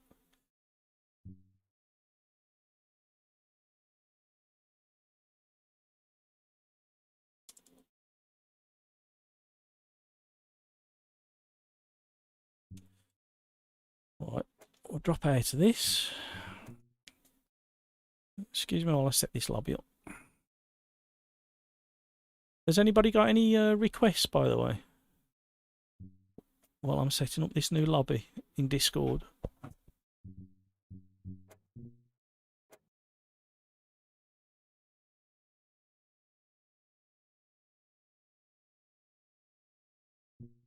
Long Beach.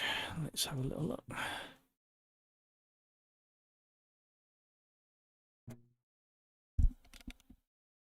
Say again, sorry, Laurie. Oh, I'm not going to load that one up in an open lobby. Can you imagine the carnage? But yeah. Yeah,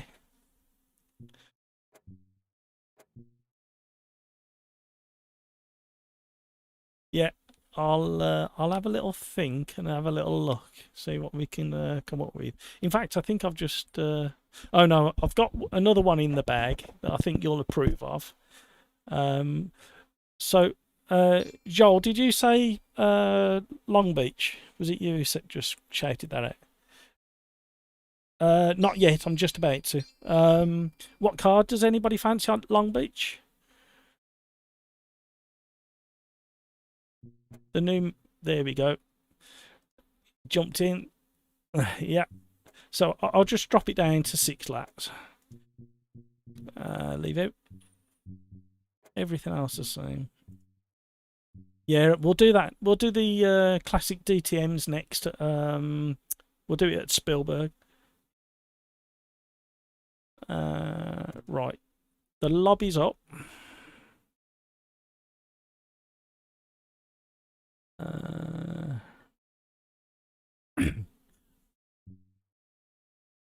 Yeah, Mobile 179. Try this new OlderDrive Fun 2.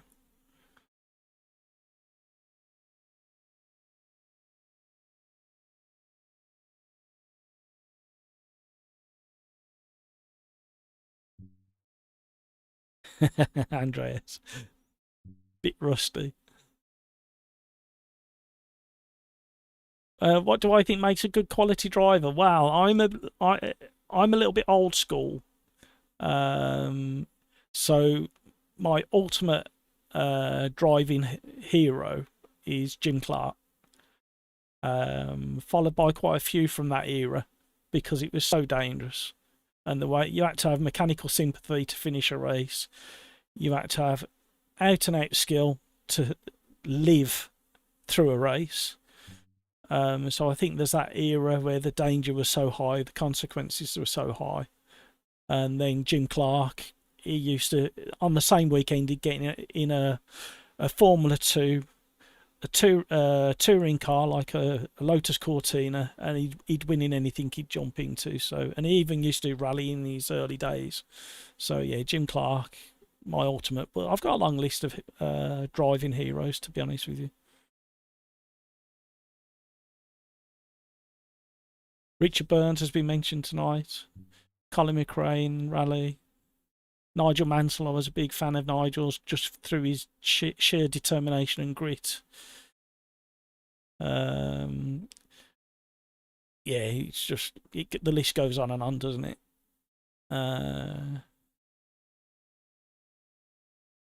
Laguna. So Mobile 179, Mobile 1. The 79, I think, is because you put the TM next to it, doesn't it? I think it's converted to a 7 and a 9. So it's Mobile 1 TM, isn't it? Trademark. Mobile 1. Try this OlderDrive Fun 2 when you finish your next race. Sorry, where are we? Bathurst. So we've got a few shout outs on tracks. Laguna I struggle with a little bit because I find it a bit slippier than I like, but I still enjoy it.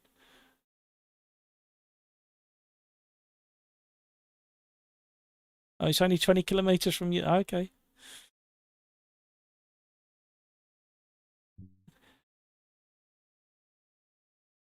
Has somebody else just been booted, have they?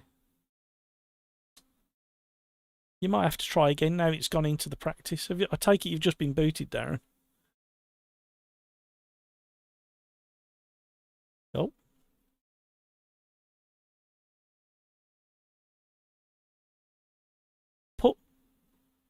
Has it booted you out again, has it?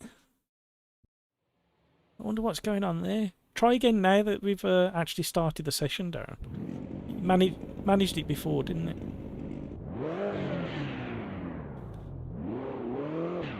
Okay. Something interesting going on there. Bit frustrating. Okie doke. Paul Noble, good evening, sir. You're joining us on the track. Oh, you've joined the lobby, I've just noticed.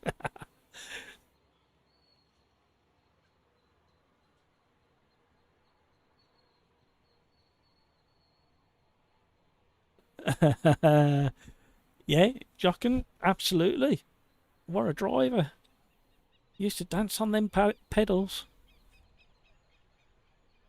Average Mike, the ultimate douchebag during his racing career, Marcus Schumacher.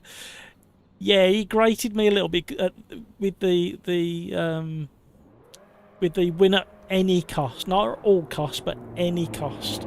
Used to frustrate me a little bit, but it's one of those, isn't it? To be at the top of the list, sometimes you have to be that way, depending on the competitors around you. Average Mike, Jackie Stewart, absolutely. Picture there, Jackie Stewart at Monaco. That's one of my paintings, that one is. It's a watercolour. Yeah, and Jackie Stewart, I mean, they tried to kick him out of the motorsport, didn't they, in the early days when he started pressing for more health and safety. I've read a couple of his autobiographies. And if it weren't for him, we'd have lost so many more drivers over the years if it weren't for Jackie Stewart and his drive for safety in motorsport.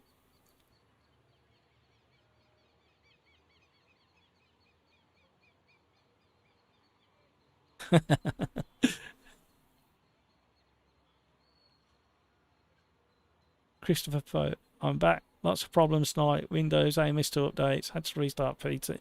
Yeah, we've had quite a few reports. That's why the lobby's struggling. We've had people being kicked repeatedly. Pozo 714. Did I hear my name mentioned? Cooking a chicken and running in a house. Yeah, I can't remember. I shouted your name out. Where's it gone? Oh, because you requested backburst. That's right.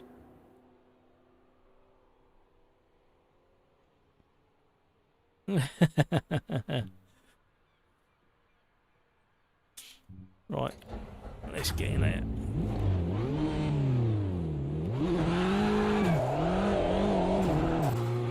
Now these John Cooper Works minis, the handling is probably one of the best front wheel drive, definitely in this game, and there's not that many, I know. Oh, actually it feels different. Hang on, let me chat with Discord. Did somebody say something about these minis handling funny? Just yeah, I've got a strange sensation on off, just as if what? Sorry.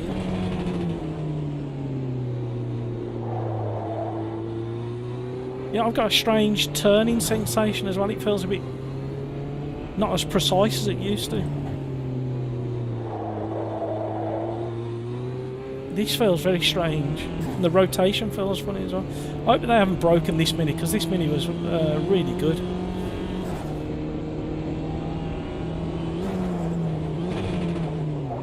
And under braking, it's very strange. So, it's yeah, they've broken it. Oh, what a shame. These cars were so good. Yeah, it's just one of those frustrations, isn't it? It's how have you broken it? It was okay, so what have you changed to break it? No, I don't drive them very often, but when I do, I really enjoy them.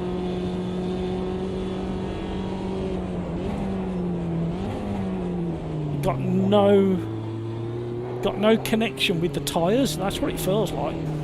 You've got suspension bounce and G-force and heave and pitch, but no tyre feel. Oh, what a shame. So, one of the frustrations of program development and updates, and it looks like they've broken this, and it's hard to pinpoint, but it does feel kind of like a tyre disconnection, and there's something else going on in there as well. And these were so tight and precise up until this update.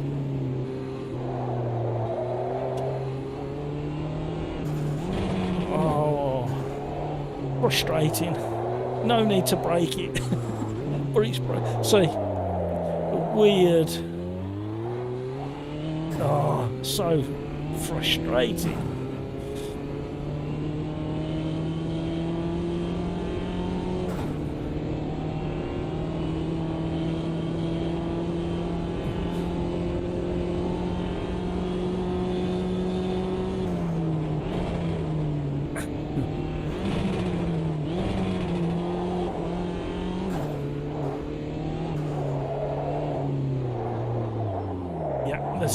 I've broken the car. Oh, this was so good before this update.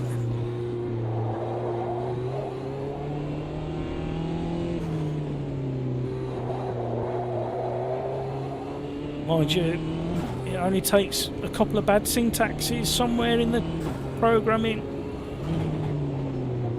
and then you got to find the damn thing. Oh, that is weird. So anybody who tries this Mini with this current release are not going to like these Minis. They're not what they were 2 weeks ago.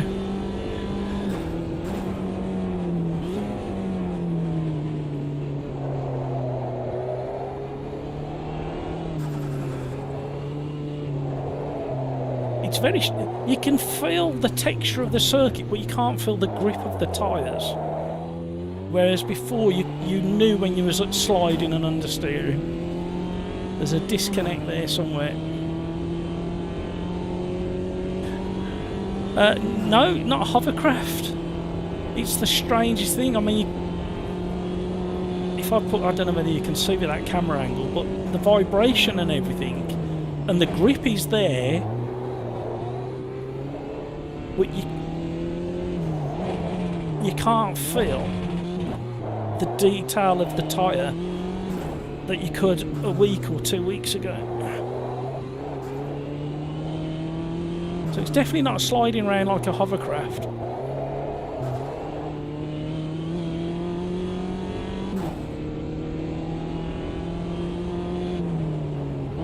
Yeah, well, there was middle of last year, or this time last year, there was an update and it absolutely destroyed the Formula Firsts, which are like Formula Fords, and you literally couldn't drive in a straight line with them because it would just wander around, and at the same time it was cooking the tyres in a straight line, and it took probably 2-3 months for them to fix that. And like I said before, I don't envy them, but it makes you wonder how you get in a position where you release an update and you've broken these weird parts or individual cars when seemingly they haven't touched the cars. Yeah, it is a bit strange.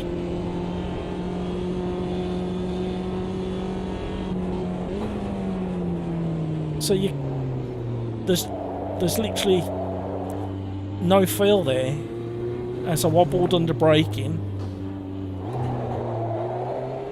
No feel of the tyres at all, but you can feel the resistance of the turn.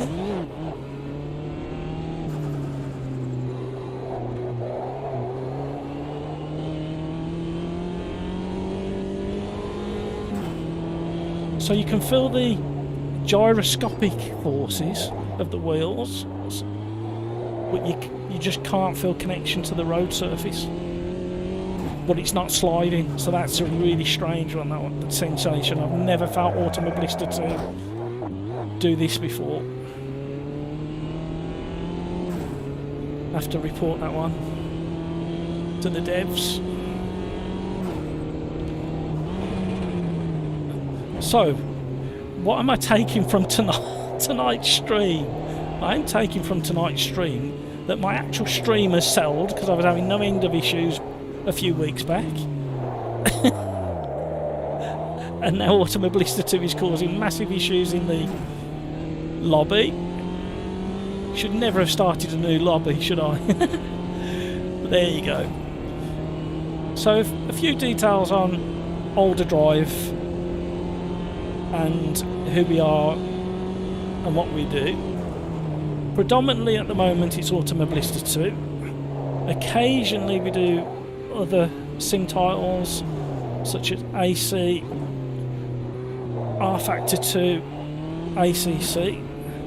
If there's enough demand, somebody normally sets up some kind of race or championship in one of the titles. But Automobilista 2 seems to be the favourite at the moment. Have championships on Mondays and of a weekend. I think the Saturday championship is almost over. I might have got that wrong. I didn't check the schedule before I did the stream. And the Monday championship, couldn't feel any of that slide. The Monday championship is in a mid-season break at the moment, but the new championship is well under development and sounding to be interesting. Hopefully I'll be able to give more information next week on that, and I may be streaming that championship.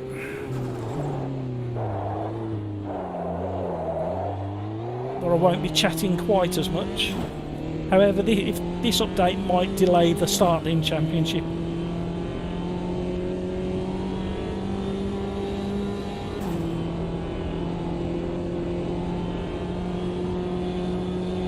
There's a link in the description down below.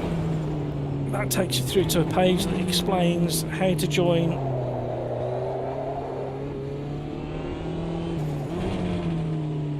the Discord and what criteria there is.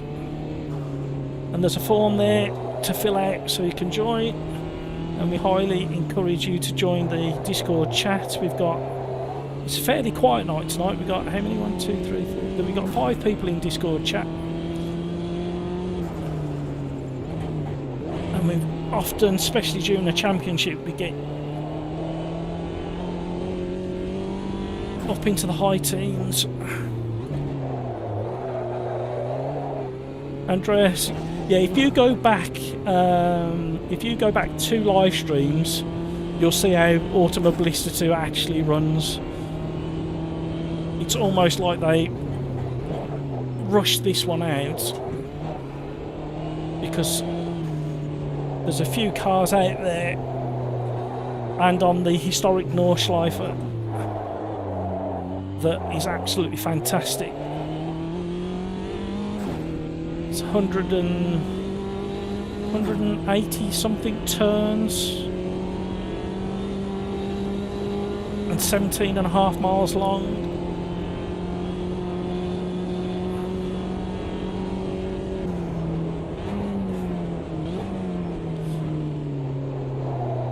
And the GT4s that we opened with tonight haven't changed. They were fine, spot on.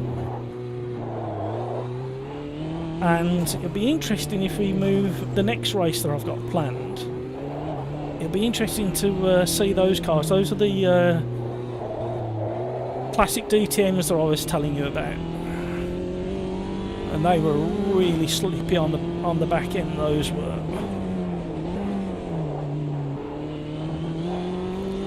So I'm getting used to the car a little bit now, and that's how I was able to cut that corner and get an invalidated lap. That was a weird correction going in. Yeah, Christopher. Yeah, it's very strange. You got no sensation of the tyre actually in contact, but you get all the other sensations. So you got loads of detail regarding the like the sidewall of the tyre, what that's wobbling around and doing its thing, but not the contact area of the tyre. It's the best I can put it down to. I'll just have a chat with Discord. So my kind of thoughts on this Mini is it's the contact area of the tyre that's missing the detail, isn't it? You don't get to feel the slide of the car. Is that what you were getting, Mike?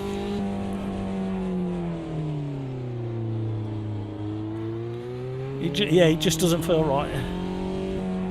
Yeah, it's not a patch on what it was, say, a week ago, is it?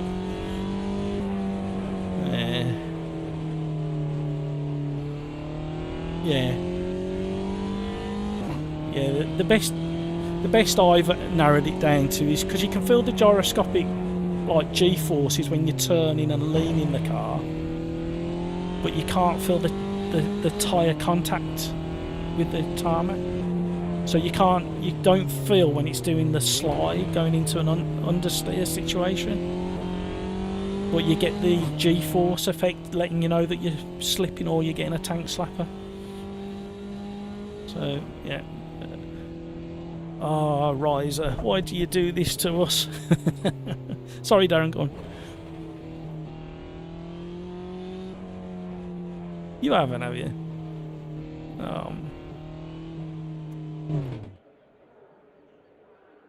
Did the game crash, Darren, or has it just kicked you?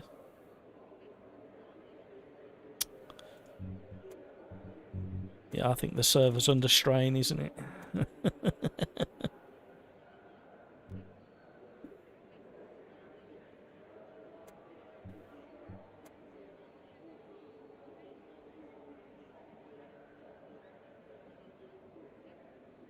So, the next race will be Spielberg Historic in the classic DTMs, and we're all familiar with them cars, so we'll be able to detect if there's an issue there as well.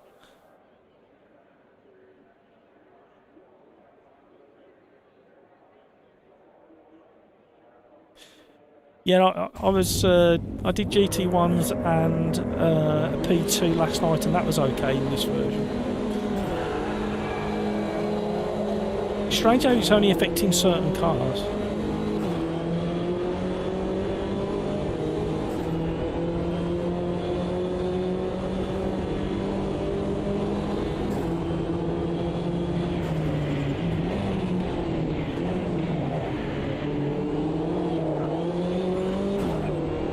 I knew he was there. Had to leave space.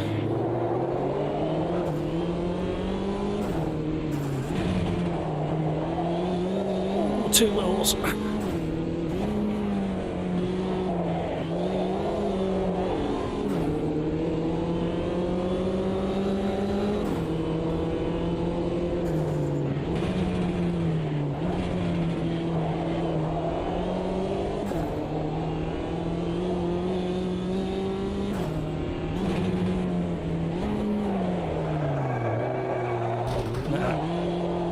Up until a week ago, you could feel that slide. What a shame. Come on, Riser, get it fixed quick. Mobile 1, I can see you booting up Automobilista 2 again.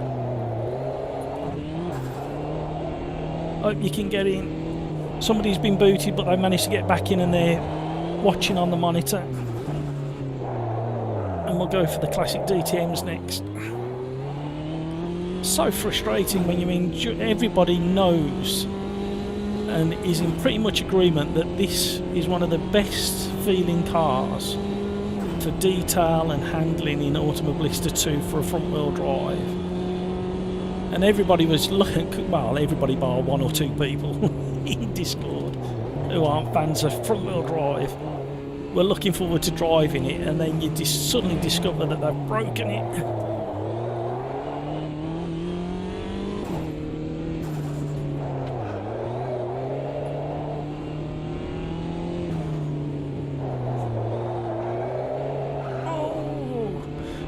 Bounce off the wall there, Christopher.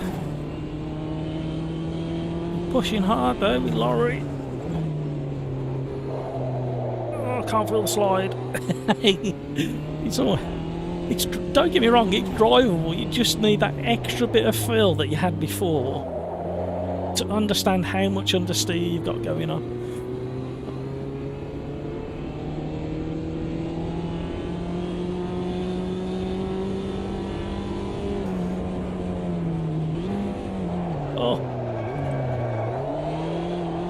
Oh, got it stopped. That was a good guess.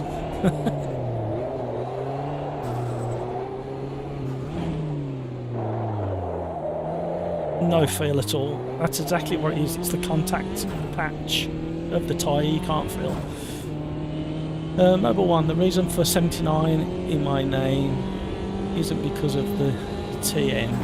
It's simply that I had to add more numbers. Number one was okay. I thought it was a character, an ASCII character issue with the trademark sign.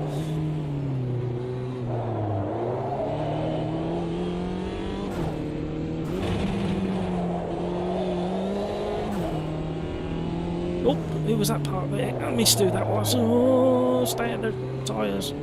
Now I'm under pressure from Hamilton. Another regular. Welcome along. Stop. So you can enter that corner a lot quicker in these when it's handy. The physics are working properly. And this one. One little thing.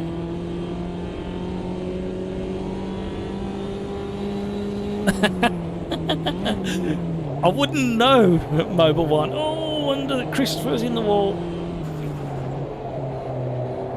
Not detecting that little bit of slide. Oh, somebody's diving up the inside. Hello, door banging.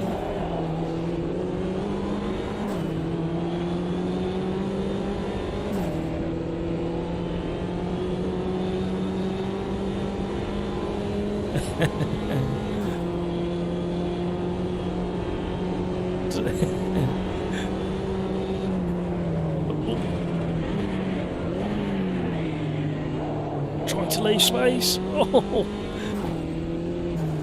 And these cars, when they bounce around over curbs and go up on two wheels, very realistic on the way they go up in the air and then come back down again each time. There, that bounce. Very well executed, that is. And they never used to do that.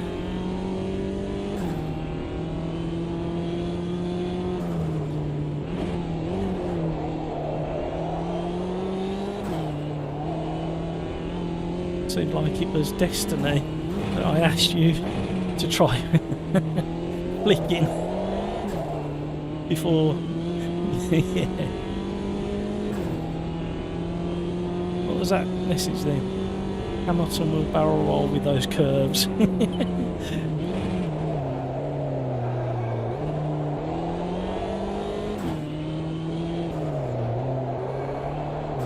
we go. Bit of lift off oversteer from a front end car there.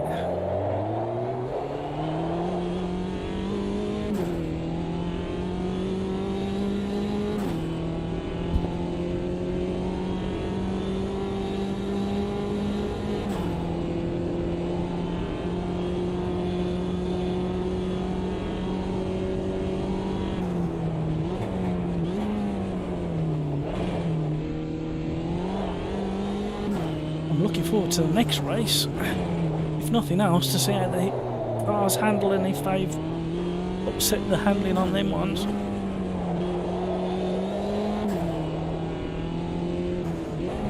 Okay, need a little bit on under the thumb, but I've gone wide. I'm so glad I missed the tyres and just brushed the wall.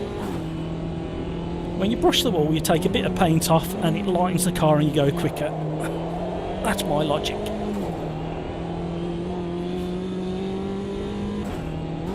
That's how it works, isn't it? So late on the throttle because you just can't feel when to come back on.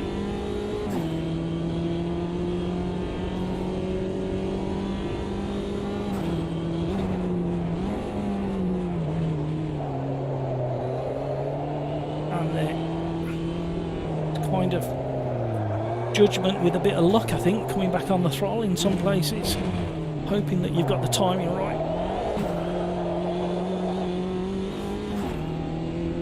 I think they replicate the diff on these very well coming out of those tight corners.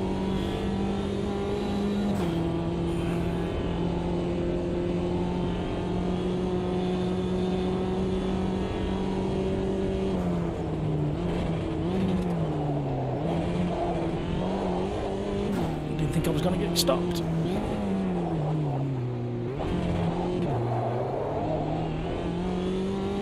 Hamilton's so much quicker through the technical section than me. Wonder if he played with the setup. No, knew it was going to happen. One of them. Get out of his way. He did well not to collect the back of me there. So I was truly compromised, obviously hitting the wall, and I didn't want to hold him up too much.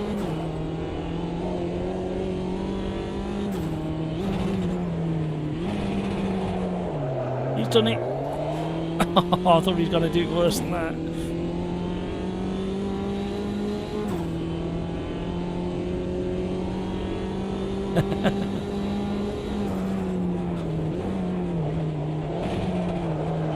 This track is so bumpy, especially around the very edges of parts of the circuit. The tarmac must be so rippled. Get round.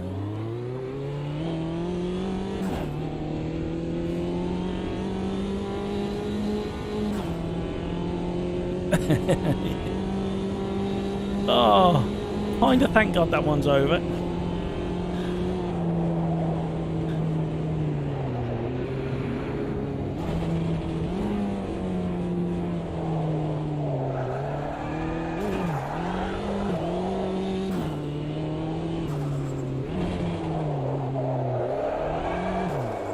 No, you can't throw it around like you used to. Can't feel it. What a shame. Hurry up, Riser. Fix it, fix it, fix it. There'll be loads of patches coming out over the next few hours and tomorrow. Right. Let's just include Discord in the chat. Hello, Discord. Right. Oh, we've got a few more people joining, so we'll go to Spielberg.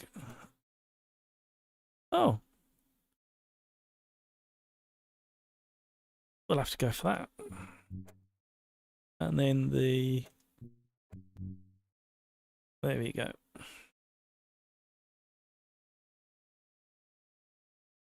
Which track? I thought you might want to stick around for the next one, Laurie.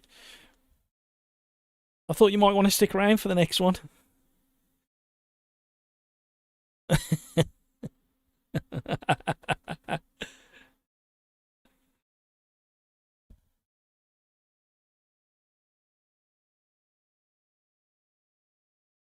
Right, quick drink. What have we got down here? I hope so. No, I had way too much of that when I had that trip to bloody Scotland. Say again, sorry. Went to Inveraray. So yeah, it's northeast of Glasgow, just into kind of in the south of the Highlands, and yeah, that's pretty much where we were. It was I was driving for the trip back took nearly 12 hours, but I was driving. We did stop a few times. I was driving for 9.5 hours that day. It weren't too bad actually. I'd kind of mentally prepared myself for it. And 2 days before, I did a we did a trip to. Say again. He's back. Yeah, 2 days before, I did a trip from Inveraray to the Isle of Skye, and that was again, I was on the road for 9 hours 20 minutes that day. But that was a spectacular drive. If ever you get the chance to do that drive, the roads are just perfect. Even on the way back, we had absolute downpour. And as we came up over some of the higher ground, we started getting sleet and snow. And all the high ground was snow covered, but there's no snow on the roads. But the roads are just long, sweeping roads. They were fantastic up there.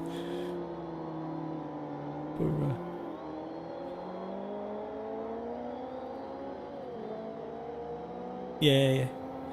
It's absolutely glorious up there. you don't realise how big Scotland is because it gets misrepresented on maps, doesn't it?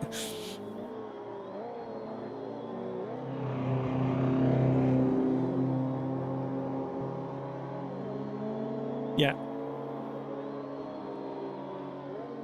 A day. You're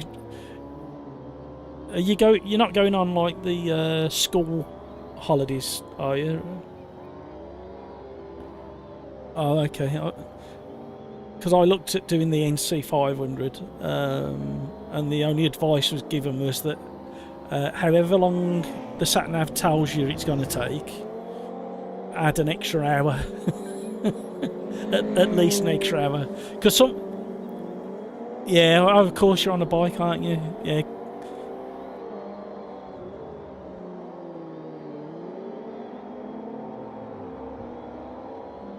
Yeah. The one part I did, just northeast of Glasgow, not far. It's probably only 20-minute drive from Glasgow. Have you heard of Duke's Pass?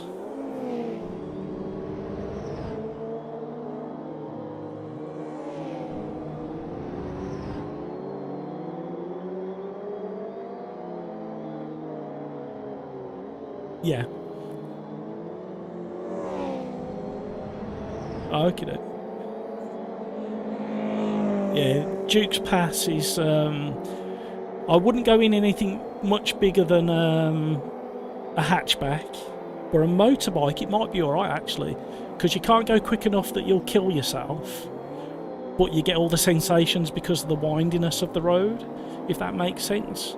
But you'll have to be careful up there because the road isn't that wide. So if you're leaning over on a bike, I mean, you don't have to say that to an experienced biker, but yeah. Just tell her to shut her eyes and hold tight.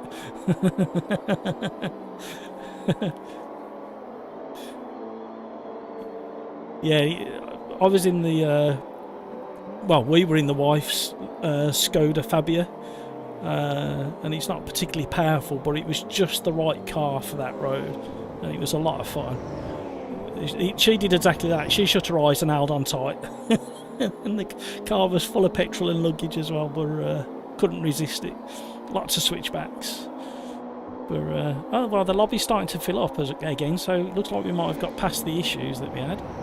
How are these cars feeling? I haven't been round yet. Right.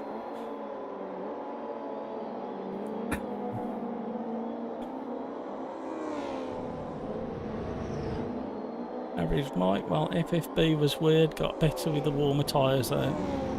Yeah, it was good.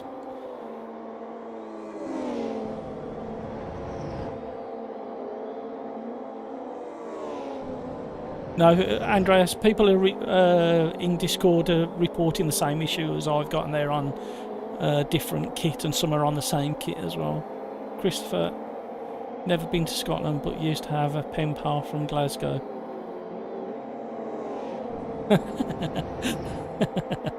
Your description's fantastic. I like that. Brilliant. No, it's well worth. I mean, it's. If you're any further south than Manchester, then it's a bit of an effort. But Scotland, I mean, you've only got to measure it on a proper map. But the distance from the middle of the UK to Glasgow, it's the same distance from Glasgow to the very top, to John O'Groats. But it takes longer because all the roads are there's no motorways up there, so and there's a few dual carriageways. But once you get higher than Edinburgh, you don't get so many dual carriageways. Right, let's have a slide around in this car.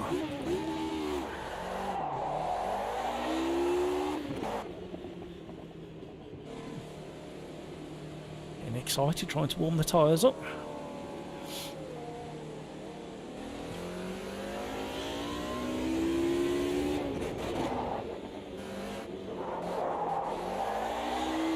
Right, that kind of feels how I remember. Let's see how we get on when we warm the tyres up. A clip top head.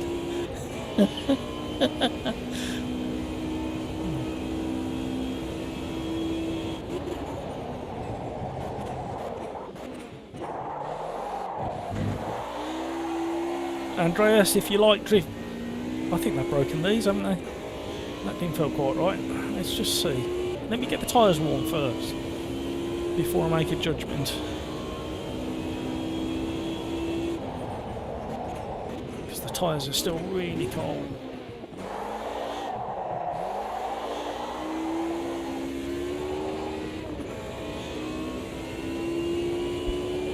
Hello Discord, is it me or do the front feel slightly disconnected like the Minis did?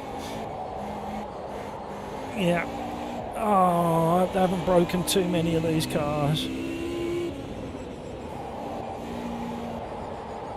Yeah, front end feels slightly disconnected. I mean, the back end always feels disconnected in this car, but...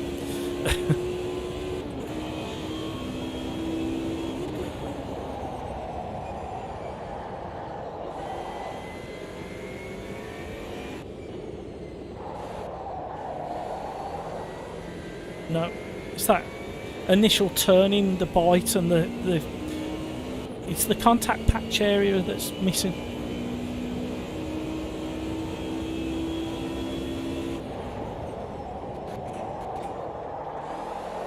And it's when you lock up the fronts, you don't feel. You used to feel them locking up, and you don't get that sensation anymore.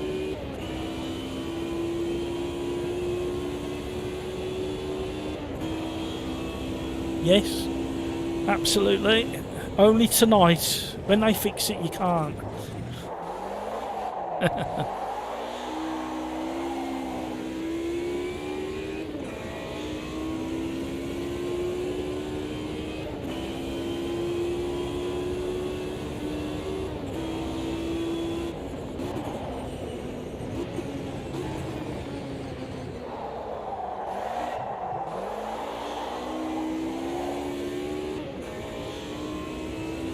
Not quite up to pace yet. Give me another half a lap or so.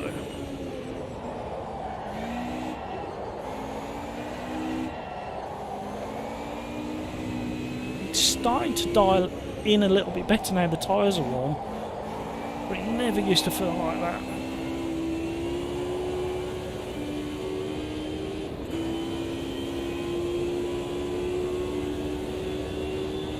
You're giving me some pace notes.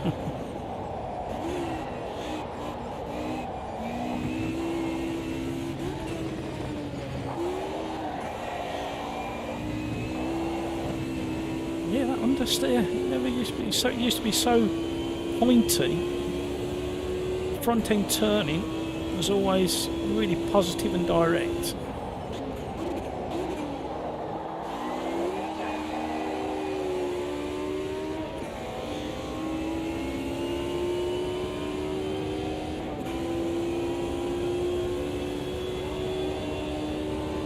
Thank you, Mike.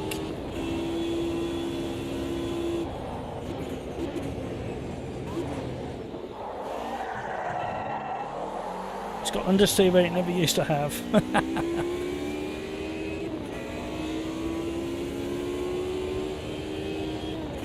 I need to read the release notes, see what the updates were. There might be something in there about the tyres or physics.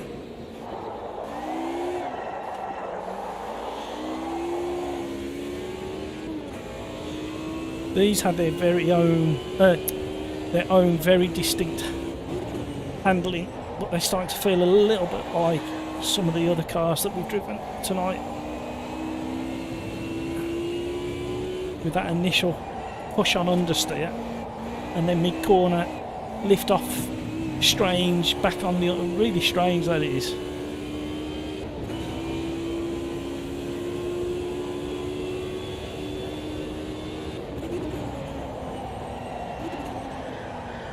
No, would have made that previously.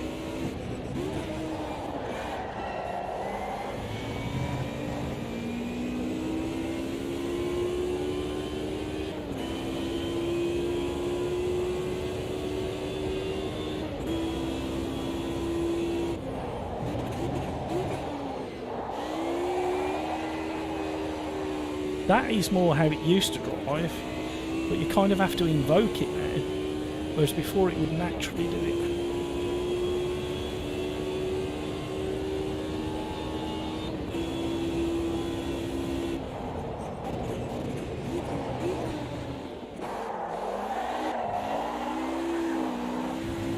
that mid-cut. Like the back end came round, but then the front did the kind of pendulum thing as well. Never used to do that.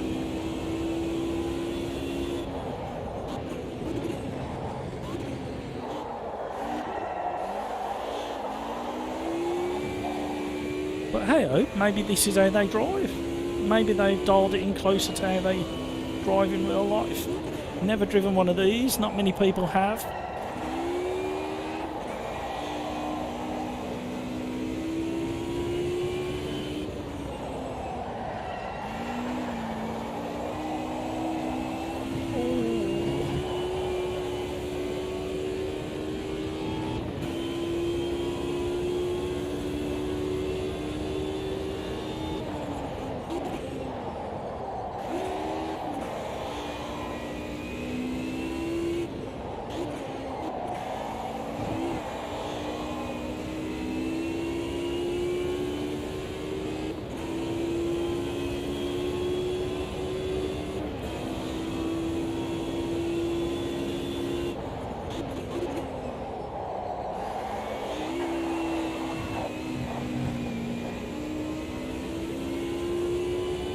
Slowly getting into the flow with this car, but I'm so far off everybody else. The other problem we got tonight as well is we don't know exactly who's running the latest update and who isn't, and whether these changes have made the cars slower.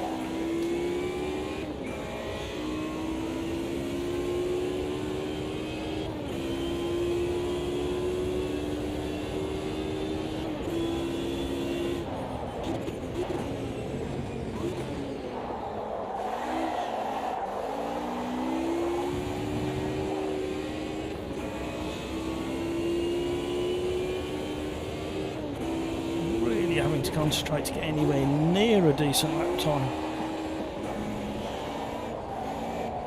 And that understeer.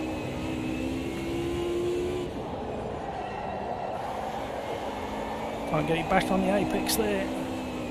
Lost half a second through that corner. More than half a second.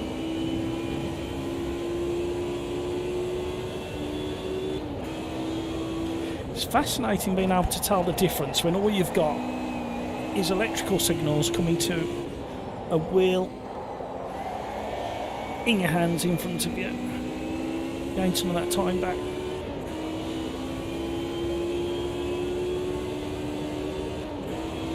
Paul, you've highlighted my failings again. The one thing I ran out of time for was to do a roundup of this week's racing around the UK. And you've just come in with that. Thank you, Paul. Yeah, B2C at Croft, that should be fun. Fast and frantic and furious. I haven't seen like any of the race from last weekend, annoyingly.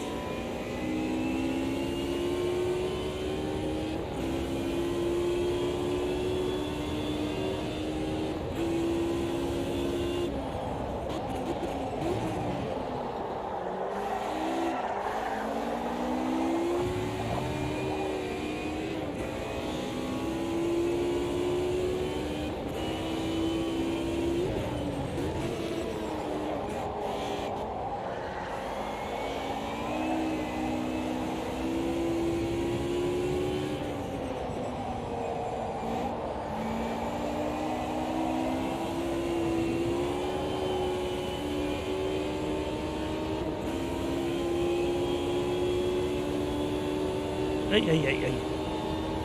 I'm clearly faster.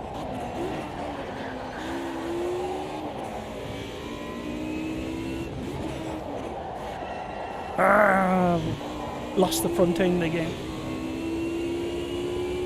Will be slightly quicker, but nowhere near.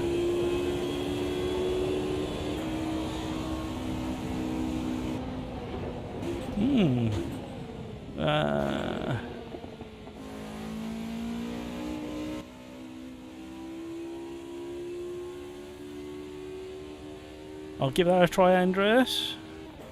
I'm still getting used to the lack of feel on the turning with the new physics.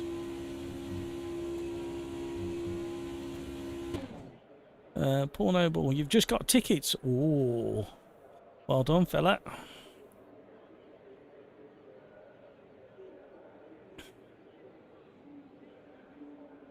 Thank you to all the subscribers this evening. That's very kind of you.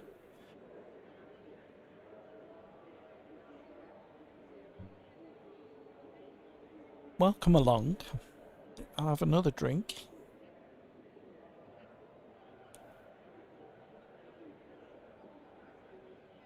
Hopefully it'll encourage some better driving from me. Right.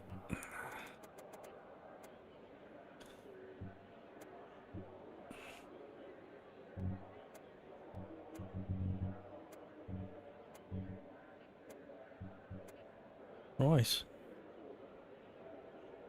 Have fun, everybody. Good luck on turn 1.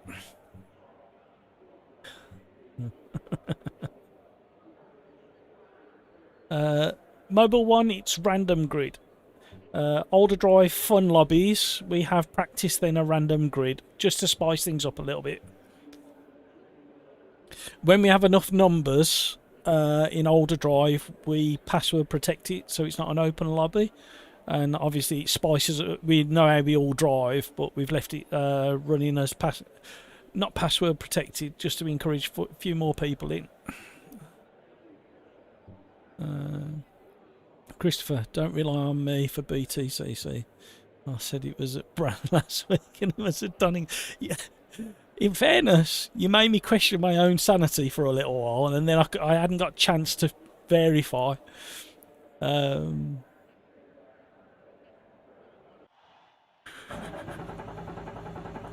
Here we go, syncing up.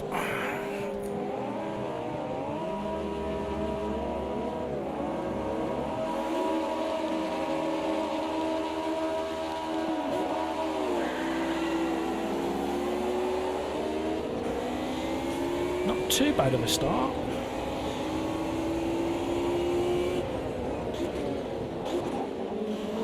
Oh, stay tight because a few people on the outside. Late on the gear change up. That cost me dearly. I was doing really well up until that point. Defending inside, being squeezed on the left.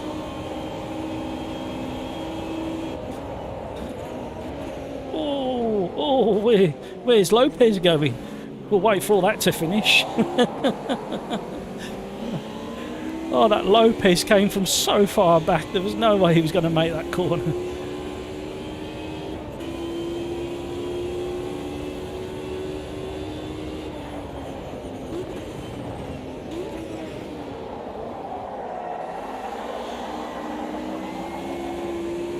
That was a nice drift.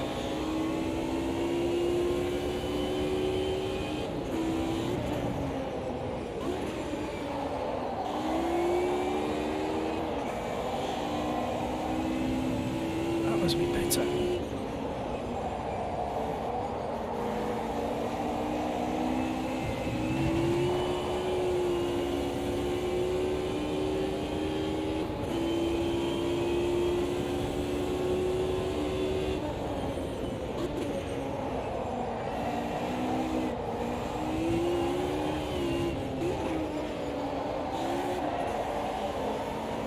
Used to be able to really get into that apex there.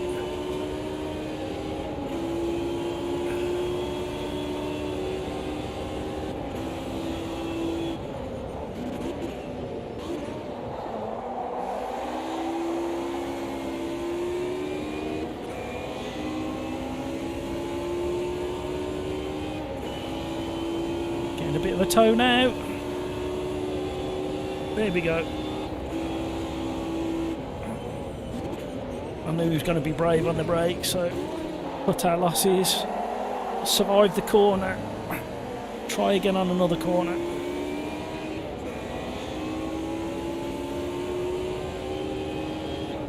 Well done, Chris, if you're listening. Good driving.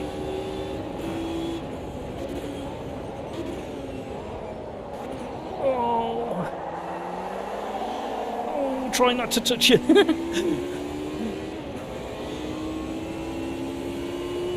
Hey Darren, just to let you know, your ping doesn't look great and you are ghosting a little bit. Don't abandon the road. Yeah, don't abandon the race, but I will give you plenty of clearance when I, if... No, don't ruin your race. I'm not anywhere near you yet, so... No, you carry on. I was going to say, if I get close to you, I will give you plenty of space, just in case you ghost at the wrong time. But at the moment, it doesn't look as if I'm going to catch you. Have I got to play the Jaws music now, just as I start catching you up?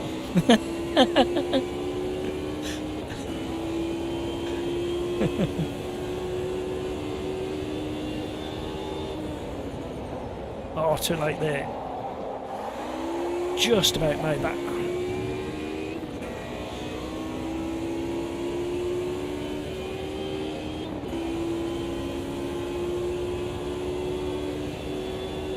Chris is getting a good tow from me as well now.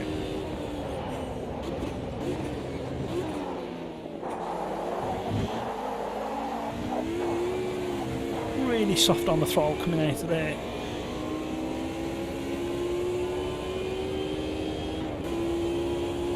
To be honest, it doesn't feel as bad as the Mini did, but there's definitely a lack of pointiness to it. The front end used to be really positive on turn. I'm kind of getting used to it.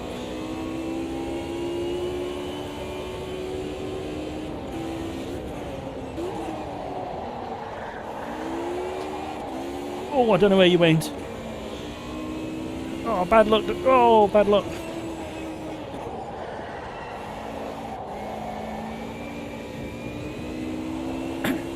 I'll apologise and let him know the troubles you've had. D White says really sorry, Chris.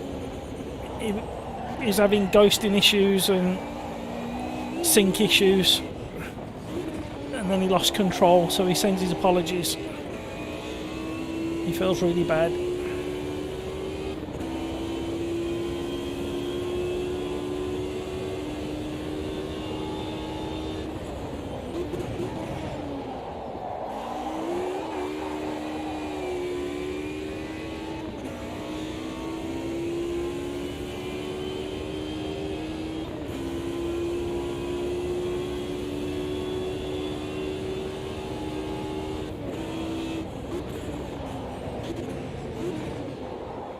Love how unsettled it is under braking.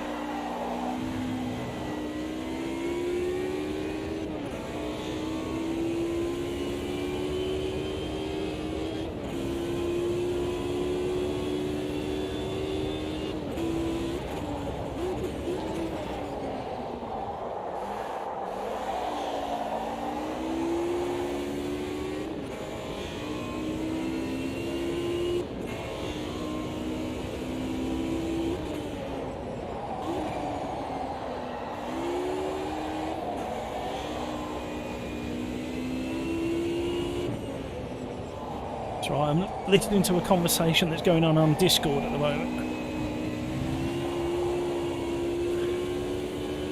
And at the same time, I've been changing the way my throttle input on the exits of the bends. And also a little bit more trail braking going into the corners, although that one didn't work as successfully as I was hoping.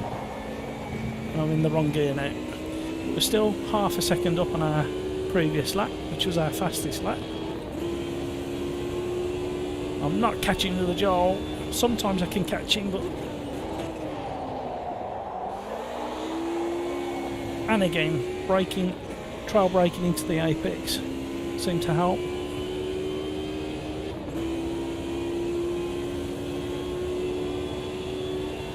Welcome along. Thank you for joining the stream. Please consider liking and even subscribing. Subscriber count has risen lovely over the last few weeks.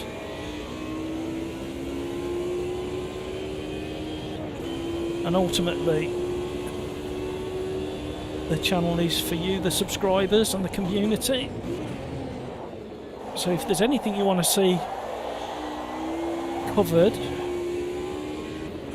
let me know. got a long list of videos that are in the pipeline. Luckily, I am still finding the time to stay on track with my 3-lap challenge weekly video that gets released on a Saturday afternoon. And I've just recorded the 49th video in the series. And it's an absolute massive challenge.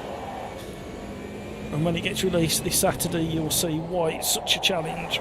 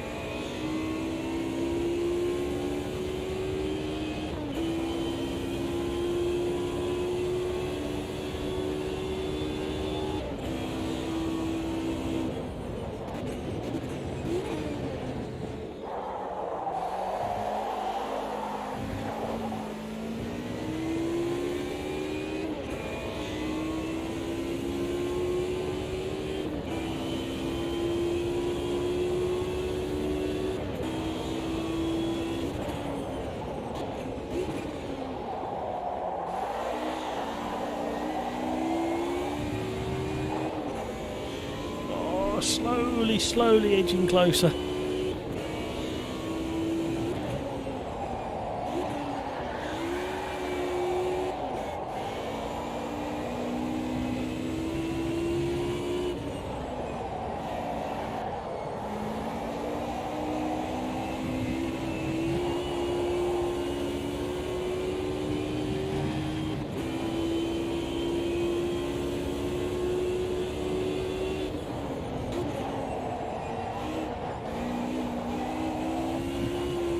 This car.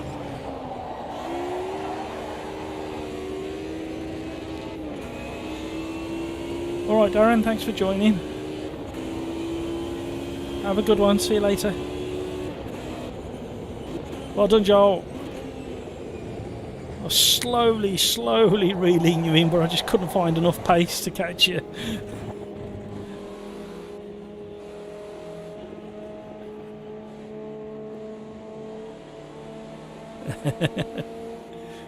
I was struggling to hit apexes, I know that much.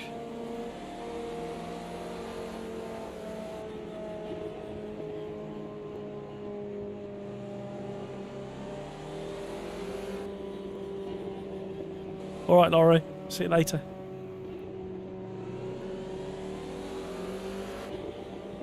Yeah, it was under the thumb, wasn't it? It was following you and pressing you hard at the start.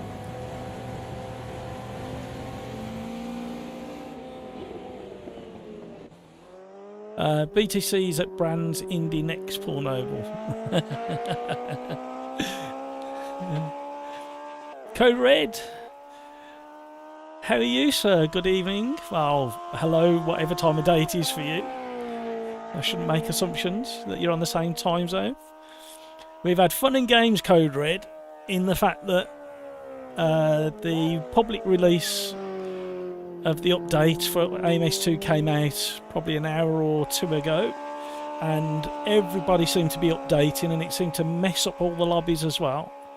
So many people have had disconnects and issues, and this is our third lobby that we've set up this evening. So yeah, we've had a few issues, but it seems to have settled down now, and they seem to have broken a couple of the cars. I hate to say, the JCW Mini. They've broken the tyre contact patch, if that makes any sense. So you can feel all of the suspension and physics, but you can't feel the initial slip or feel how much slide you've got. So let's have a little look at the randomizer again and see what we've got going on there. Didn't like that Ultima. We've done GT4 already tonight, so I think I'm tempted. No, we don't want to do anything too fast because the lobby's open. So I think what we'll do is, I think we'll please everybody and we'll go really obvious and go GT4 P3. And we shall run it on, we don't want that one. Virginia I know, we'll do the big Virginia one because they're the faster cars that these are. So we'll do Virginia and we'll do the Fault. And we'll cut back.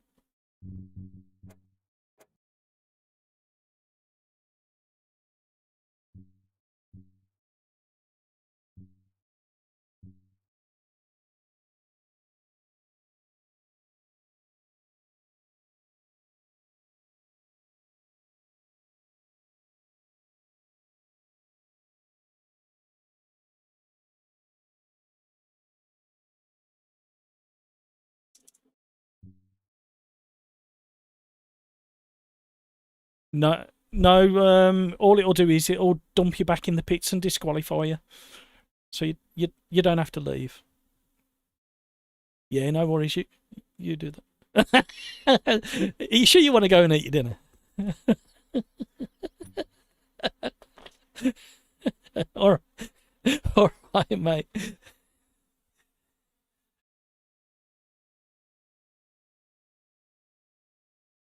Yeah, sorry, Code Red. Your name I instantly recognise, but then I have trouble pinpointing where people are. Sorry, Discord. I thought I muted my mic. Hang on a second. I've got Discord going as well. Christopher, always fun, right?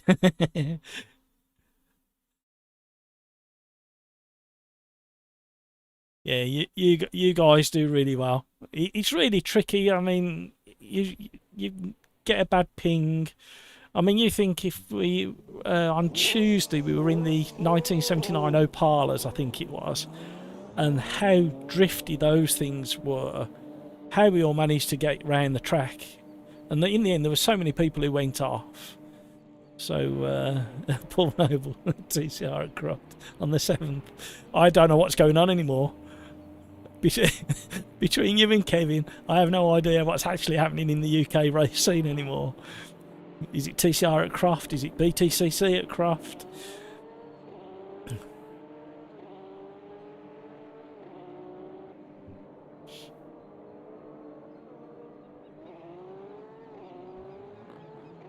Andreas, you're going to have to come and join us at some point. You're going to have to buy AMS2 and you're going to have to come in here and join us.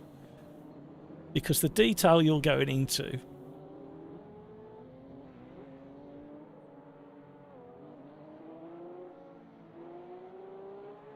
The man after my own heart spent way too much time analysing some of these circuits. Love it. Absolutely love it. Right, I better do a little bit of practice. The car I am comfortable with. And to be honest, I have little to no excuse because I drove this circuit last night, albeit in the fast P3 Sigma with the DRS flap. That was a nightmare.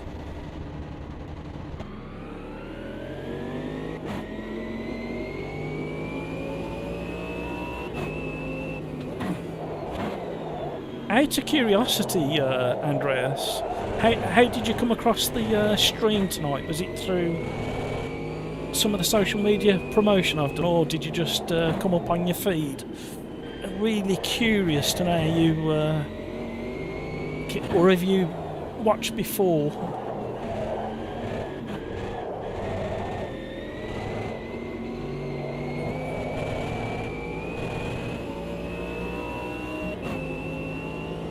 So down here in the Sigma, you'd have the DRS flap open.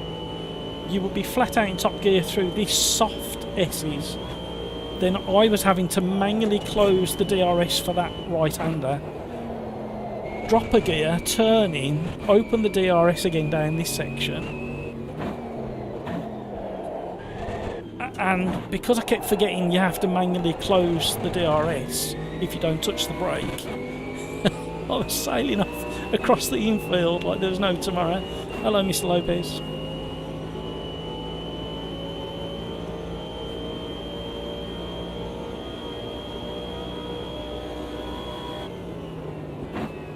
too early on the brakes, but I'm not sure what number 10 man is doing. I thought he was doing something funny. Somebody else is off. Yeah, this track, if you don't drive it regularly, is a real challenge. But when you do practice it and drive it regularly, it's a really rewarding track. It's got some really technical sections. And I think the Patriot layout is really long and uses the infill sections, and it's really technical.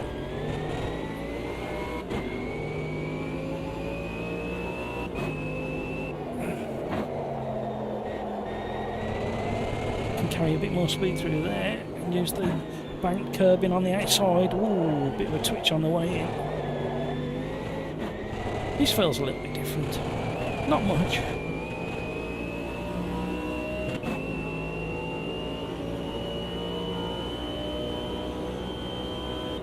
Oh, we got a few quick boys in again. Got Maverick at the top of the list at the moment.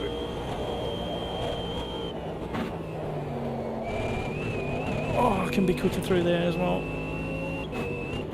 Mike enjoys his GT3s.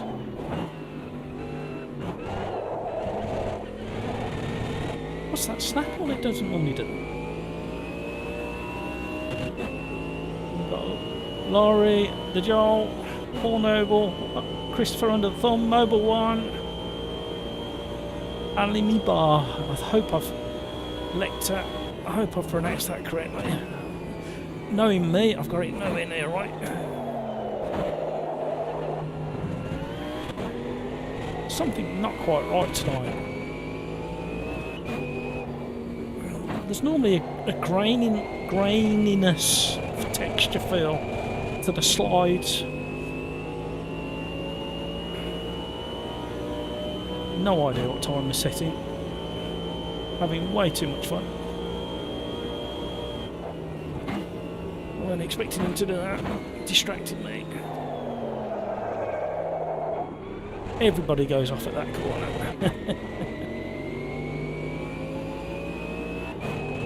Oh, there's a bit of destabilisation on the rear going on that doesn't normally happen. Got me very curious. I think the other problem maybe is I'm running the release candidate still, and didn't have time before the stream started to update to the full version, so I may even roll it back to the previous one, see what the differences are.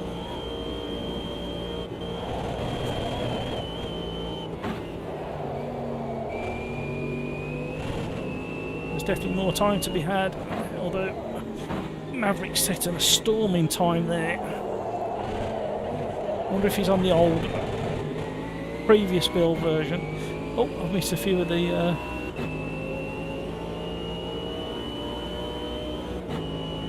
bit of the chat.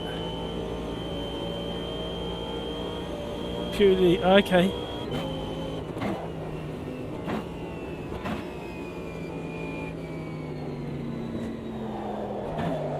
Oh, I'm too busy reading chat, I'll give up there. I've gone home.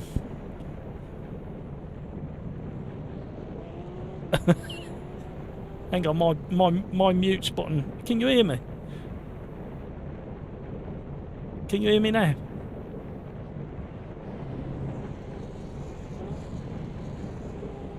Can you hear me? My mute button's playing up. Was you following me? I'm sorry, Mom. I'll just park it here out the way for a second. I'm sorry. Somebody's message caught my eye in chat. I was trying to read it out the corner of my eye and I completely missed where I was. Sorry, mate.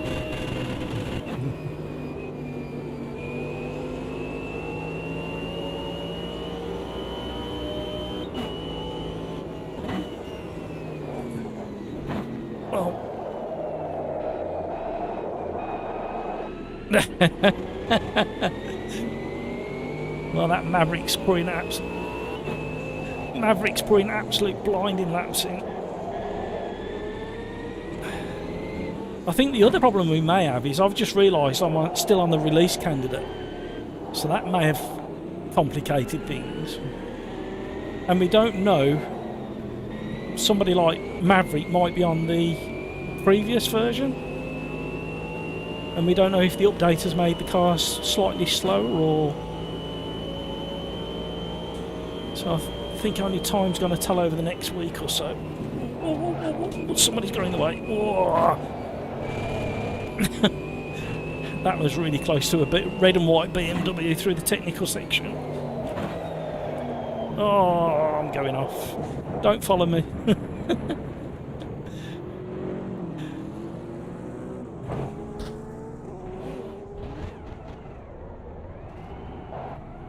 Because even these GT3s don't feel quite as connected to the ground as they normally do.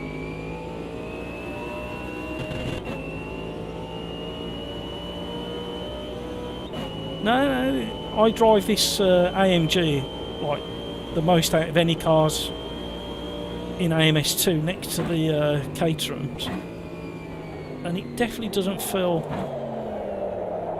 you know, that the way, yeah, you know the way the Mini was lacking that tiny sensation of grip in the tyre contact patch. That's what this feels like now. Maybe I'm coming up with excuses. Maybe it's because I'm in the release candidate. Who knows? I'm going to have to do some testing tomorrow now. I'm trying to stay at home. Yeah. Oh, somebody's coming on a fast lap. Stay out the way.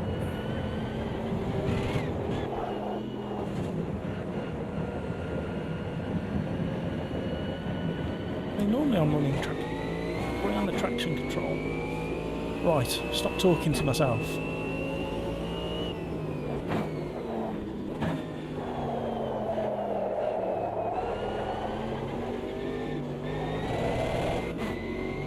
Right, where were we?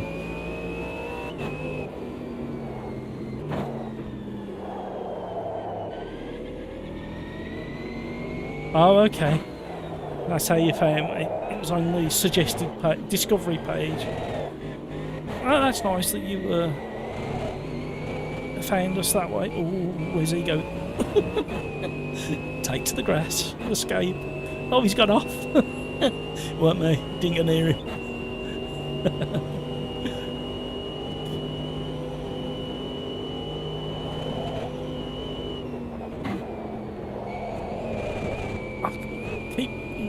Yeah, I'm not doing that corner quite right yet. I'm driving it like the Sigma last night. That handle's obviously completely different.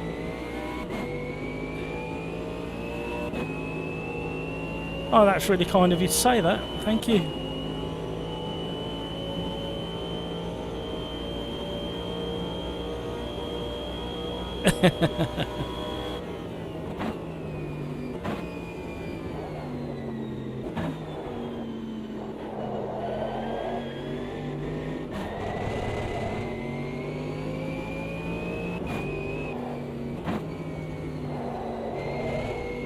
To start driving it like it's a GT3 car, not a prototype. Hello, I'll go this side of you.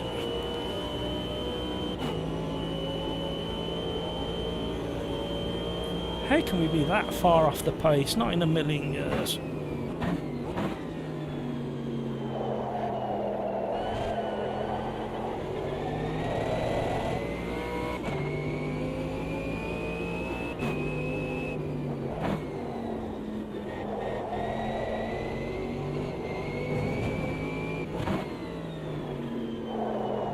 So I have to shut my mouth to concentrate and stop talking.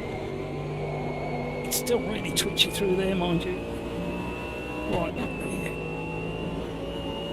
Come on.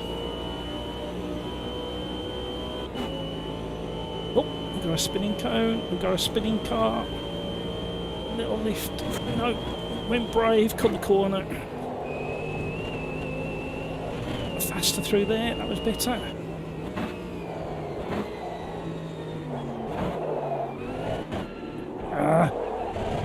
Big mistake there, cost me time. Let's see if we can get a tow from one of these. I think they're too far away.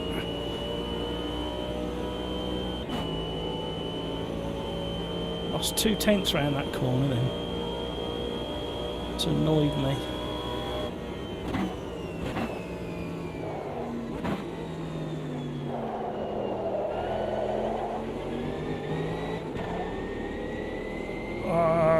Double shifted for some reason. There we go. Gonna go a bit much slide. Just about to say we're gonna get a toe from under the thumb, Christopher. Tiny toe.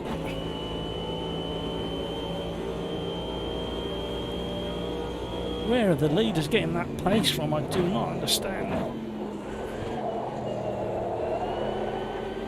It'll be nice in about a week or a fortnight when all the patches come out, everybody's on the same version, and we'll be able to see who's on pace and who's not.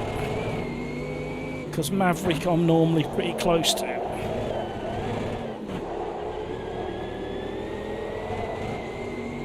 Thank you, Christopher.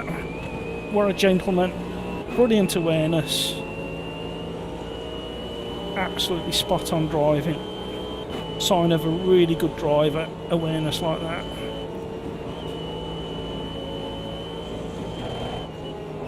Oh, is he staying on?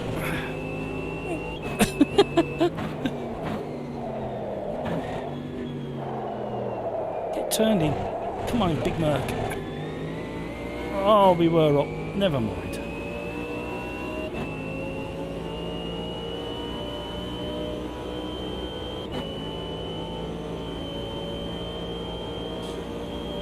Left-hand tyres, front and rear are a bit warm. As soon as you get to about 92 degrees, they become a little bit slidey. Well, that's the end of that then. Let's just get out of the way of everybody.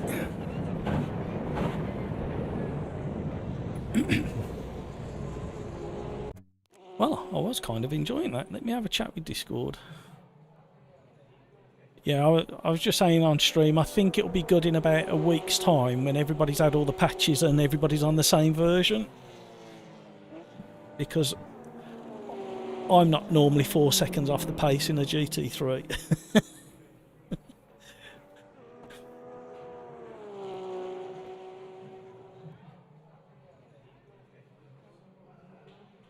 Yeah, it feels slippy, this track, in the current update that we're running. Ayo. Still fun.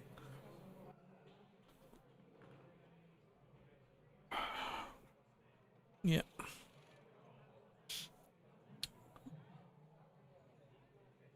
Thank you so much for all the likes. Really appreciate that. Kevin M, the brake is fixed. Oh. Have you been keeping up with the fun and games we've been having, Kevin? Have you left us on in the background while you've been mechanicking? Because they've definitely broken a few cars. And even these GT3s. Oh, Chris under the thumb and Mike Whiting, well done on your qualifying.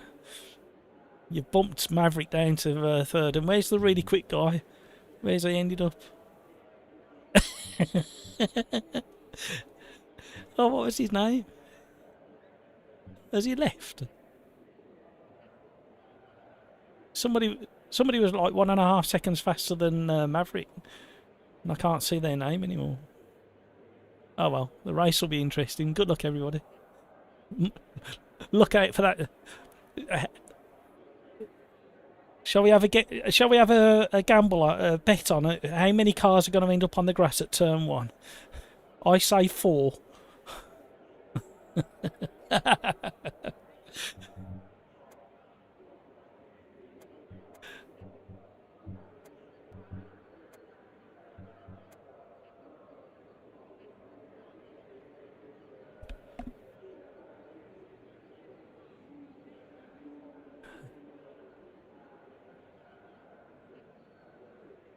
Yeah, Kevin, I think don't take anything too seriously for about a week. I'm just thinking of the time trial that's coming out the weekend. Hopefully all the patches will come out over the weekend.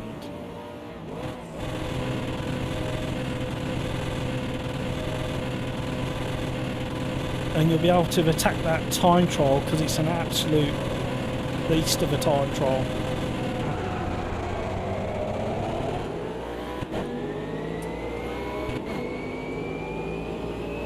Oh, I've been attacked by a Porsche. It's that tricky thing into turn one, isn't it, where you've got a whole field closing down on you and you want to brake early enough because you've got cold tyres, but you don't want to cause a pile-up. You're welcome to that, Mr. Porsche driver, because I've got so much understeer. I can give you some.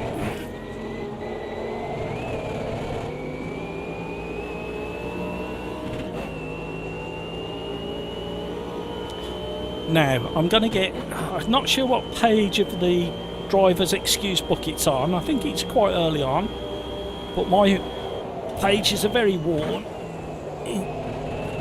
in my racing driver excuse book. But I'm not expecting the Mercedes to keep up with the Porsche round here. So, that's one excuse. Ooh. Well done, Chris. Keep it going. You got Maverick pushing really hard, and he's got a slipstream on you. So go defensive, Chris, if you're listening.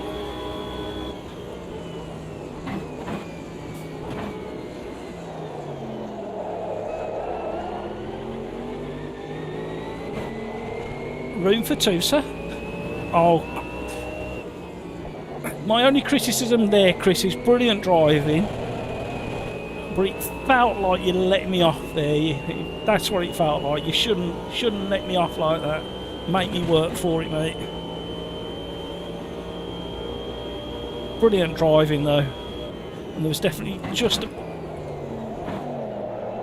about room for two. Oi.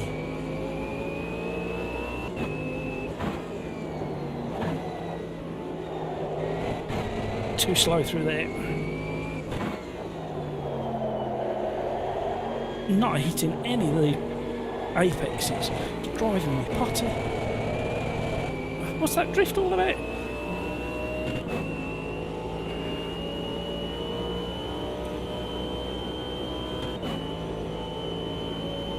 Love this section. This section feels fantastic, especially in these GT3s. Not keen on this one, although you do lift off the ground just a fraction and you feel it. But I tend to not always get it right. Maverick's really got acceleration out and traction out of those slower corners.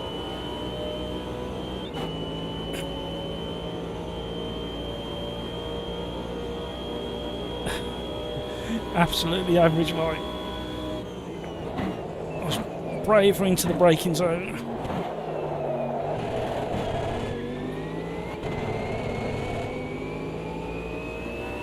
I need a bit more finesse on the throttle, I think, exiting some of those slower corners.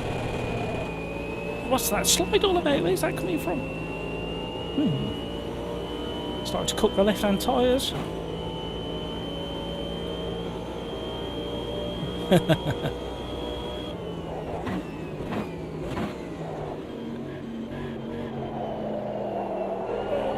Both did the same there. Right.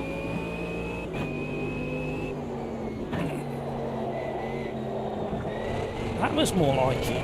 Ooh, apart from the oversteer. It's confusing me, this car. It doesn't normally be so tail happy. Ah, Maverick's dropping me now. Made too many mistakes.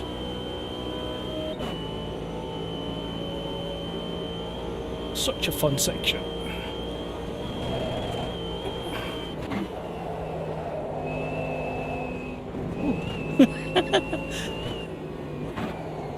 Get held up, get held up, get held up.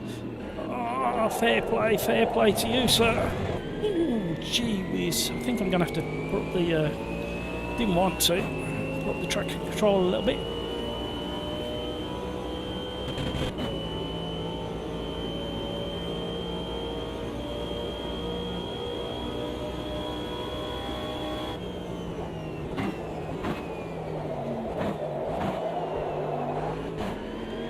I am to a degree, but not enough.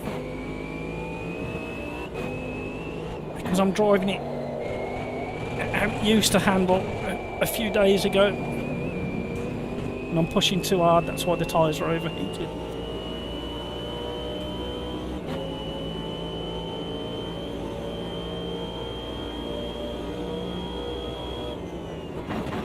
Oh, missed my braking. Had to snatch first gear just to get the car slowed down enough. That's allowed Chris to get close. See, there's all that understeer there. Things have changed. Stay out of the way of Chris.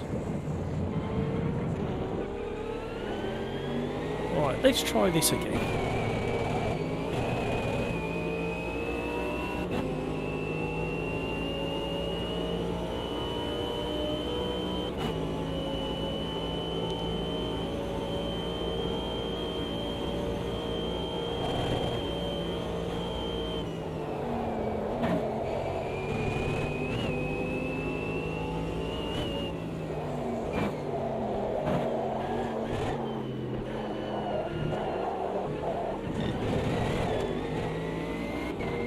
Slightly frustrated.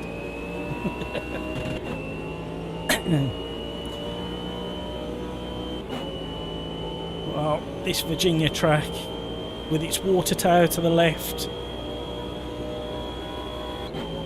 is very challenging in a lot of areas with its elevation changes, camber changes.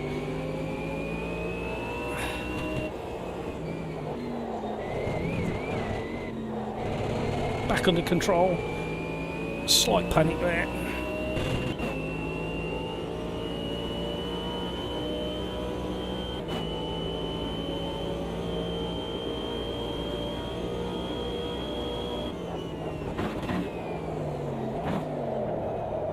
Oh, Christopher, bad luck.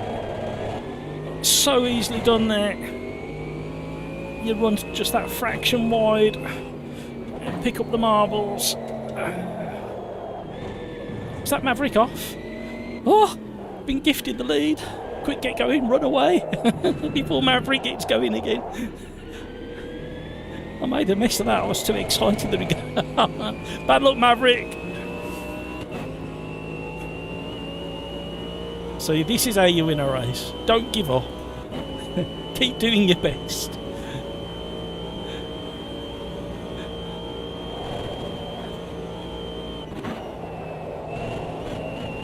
That was better.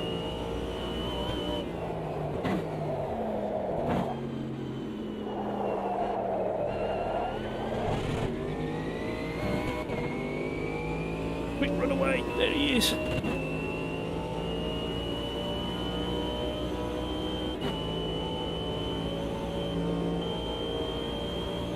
Oh, we might just about do this as long as we don't make any stupid mistakes. Commentator's curse. You watch what I do next. That was a mild mistake. We can cope with those.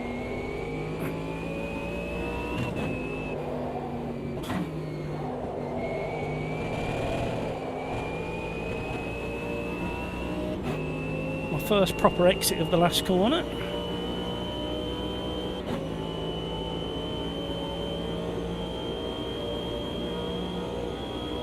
Are we quoting song lyrics in chat now? I like it.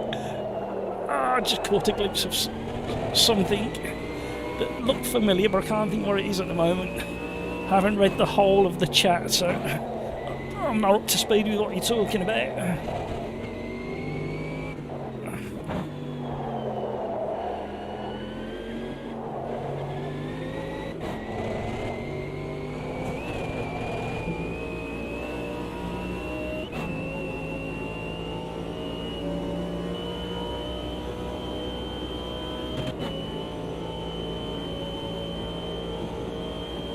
Wouldn't mind staying in one of those apartments on the left on a big race day. That'd be fun.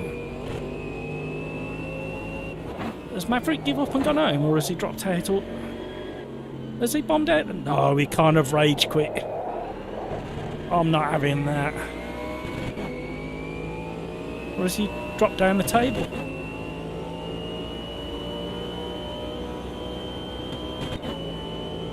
Has Maverick quit altogether, or has he just spun off and dropped down the table? He doesn't normally rage quit. I'm surprised if he has. He had a weird off on turn 3.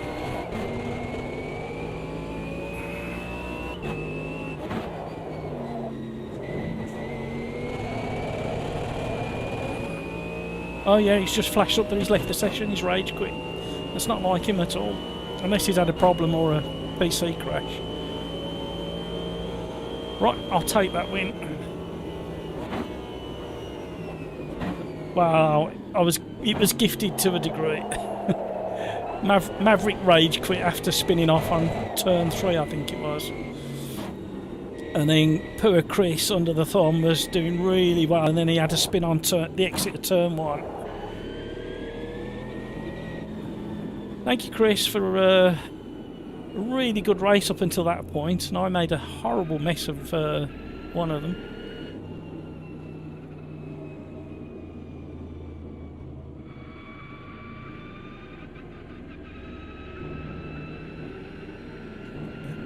You see, Mike, if you be consistent with trying your best and being consistent at being average, your average will move.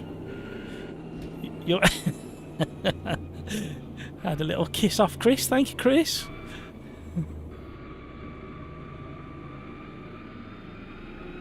Practice and practice. And time in the seat.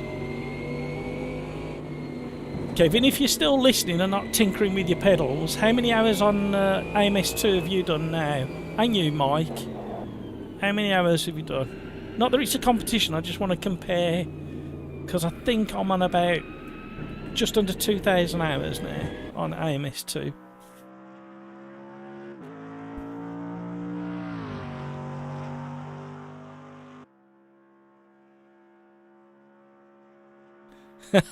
Andrea. Brilliant. Right, let me just chat with Discord. Hi Discord, is there anything you fancy next?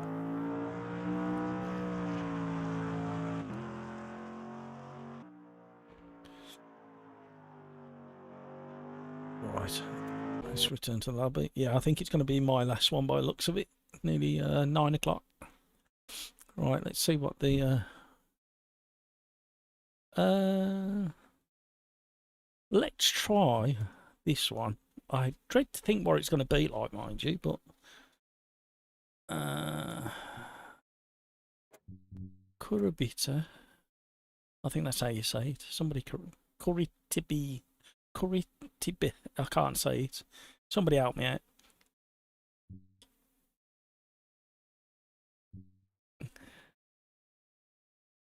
Oh, does it not, Joel?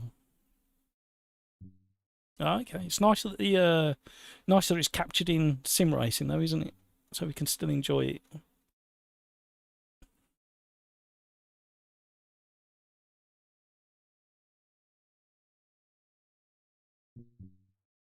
Oh, okay. Christopher, I didn't fight as I wanted to watch you and Maverick race from. He lost it yeah, not like him, and he rage quit as well, so I was really surprised. He doesn't normally do that. Average Mike, I'm 600-ish hours on AMS2, 700 on ACC. Okay, I can't. ACC is quite low. I can't remember what it is. Right, let's try these. See if it scares everybody off. So Discord, what do we think of that? Okie doke. I hope these haven't been broken as well. Bender, 1800 hours on RF2. Fair play.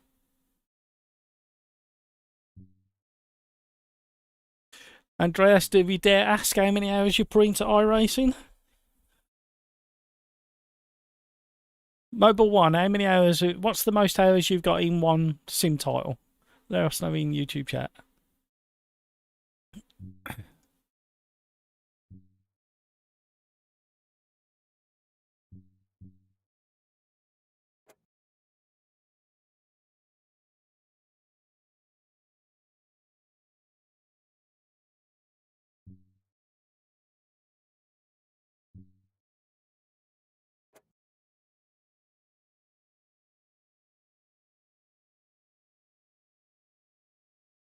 Yeah, Christopher, it's kind of a bit like the same place that the Nordschleife and Bathurst is. When you first try them, you go, oh, how do people like these tracks?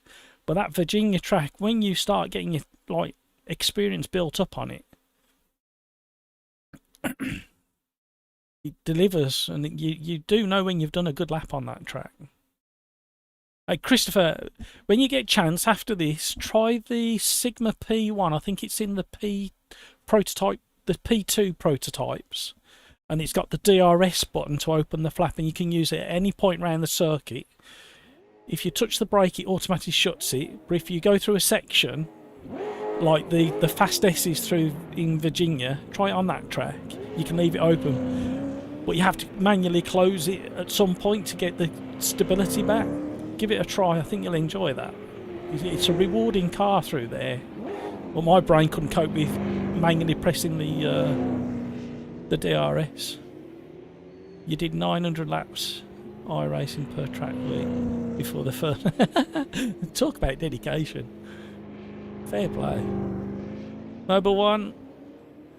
Where do you see that? In Steam. In Steam, in your library home, and then if you click on the game, at the top, it's just below the picture of the car, it says last played and then playtime, and I've got 1,810 hours so far in Automobilista 2. And you can do it with each of the titles as well. So you click on each one and it'll tell you. Assetto Corsa, I've got 500 hours. I should have had more hours on that, or I broke Content Manager. Don't ask me how, you don't want to know. I've only got 130 hours on Race Room. Never really gelled with it, although it does. The last time I booted it up a couple of weeks ago, it felt better. Only 43 hours on R Factor 2. That's because I started using it before all the updates and the UI updates. And it was really clunky and it kept crashing and it was taking forever to load the tracks. Obviously it's improved now. And ACC, I've got 208 hours. And there seems to be a bit of an update for that as well, a patch. Sitting and waiting in the background. So that kind of round up my hours, put into some of these. There's a lot of people on AMS2 tonight. A lot in the friends list. Right, enough waffling about. Hours played in games.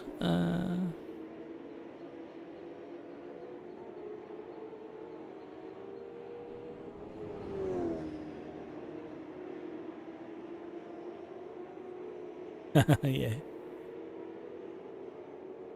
Oh, I can only imagine in VR that amount.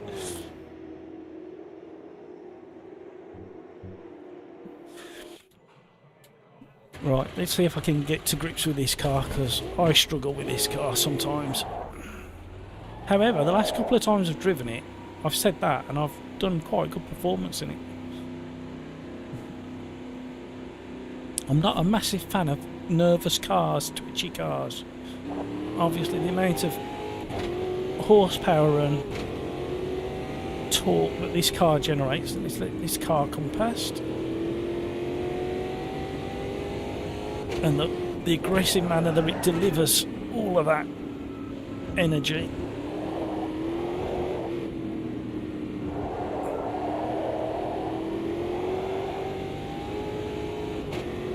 Slow on the gear shift up, there we go, that's better.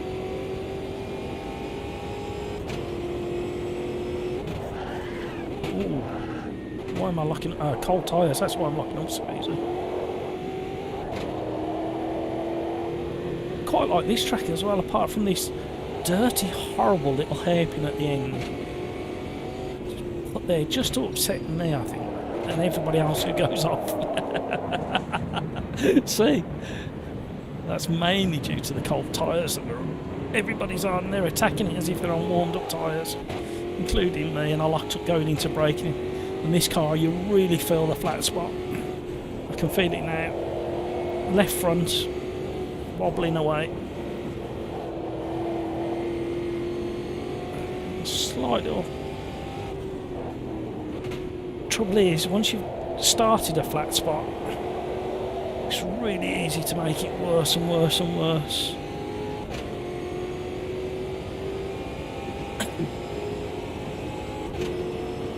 And this car, if you're in the lobby and you're racing and listening to the live stream, don't forget you'll have the overtake or boost button available after lap 1 in the race only.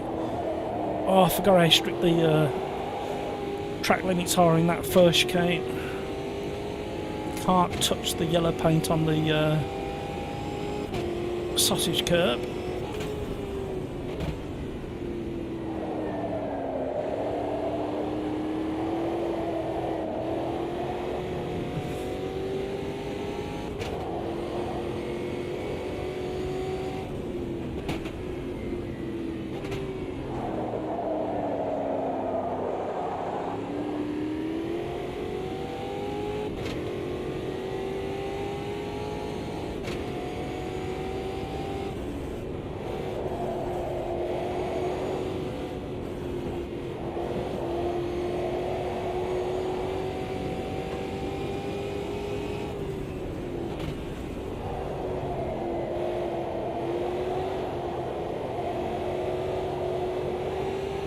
Having to really feather that throttle through there.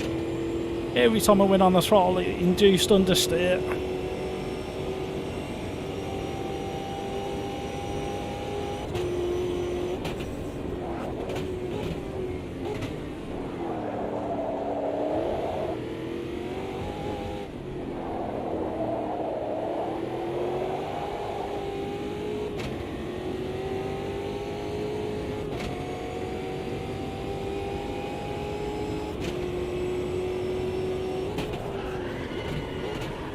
Well, if I had a flat spot before on the left, I've definitely got one on the front right now.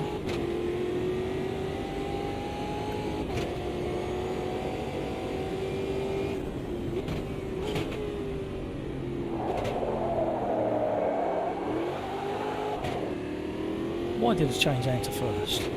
What am I thinking about?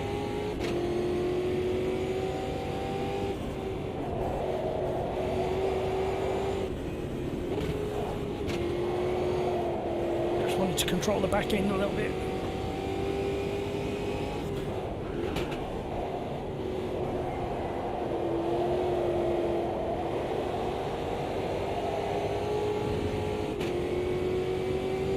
Trying to get a cheeky toe from Laurie. Yeah, come on, we can do better than that. Mind you, I'm running default setup, so if somebody's got a half decent setup running, they will be that much quicker. So that's from page 22 of the driver's excuse handbook.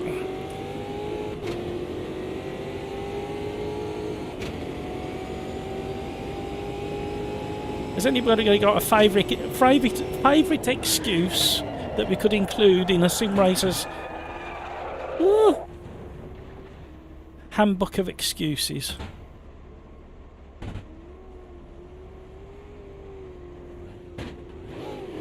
I know James Hunt would have been something along the lines of, do you realise I've been partying till 3 o'clock in the morning?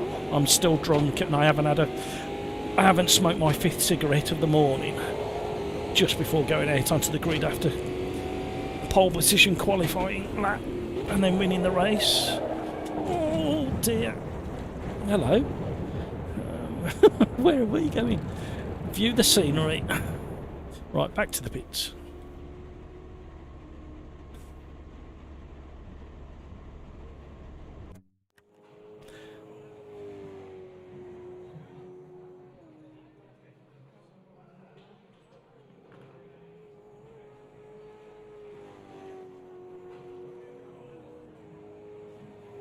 Like a skier doesn't come off the edge.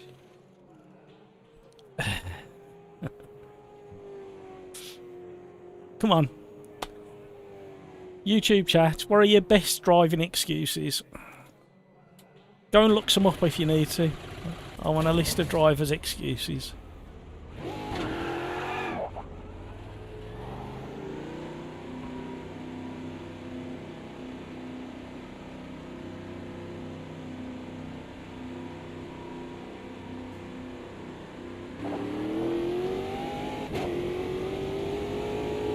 Warming up my tyres.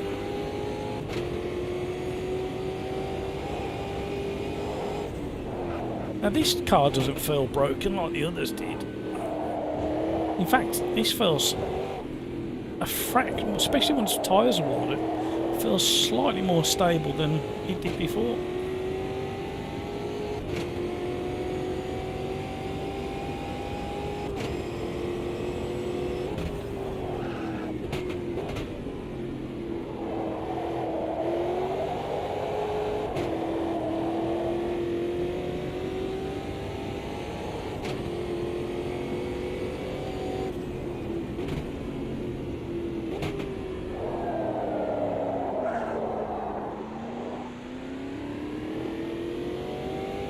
Because previously, even in low revs pulling out of that bend there, you would have spun up the rear wheels previously, and there was just none of that, even on cold tyres.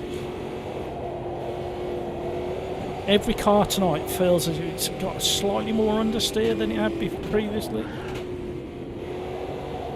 Apart from the Mini, which was just broken, which is a real shame.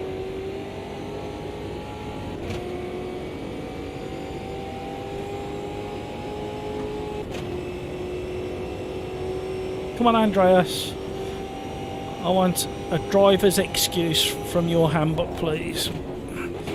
Something that explains an error, a mistake, poor performance. What's the best one in your handbook?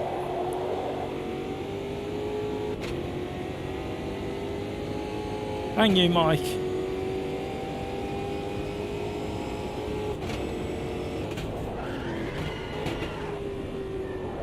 See, me locking up, I could blame on the fact that I've just realised I'm still wearing my slippers. I normally put my shoes on.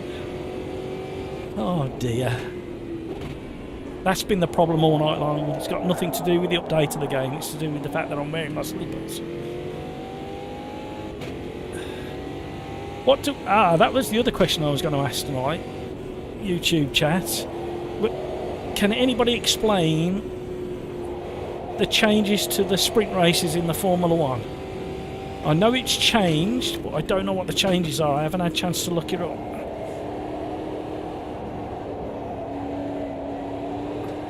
Something to do with qualifying on the Friday?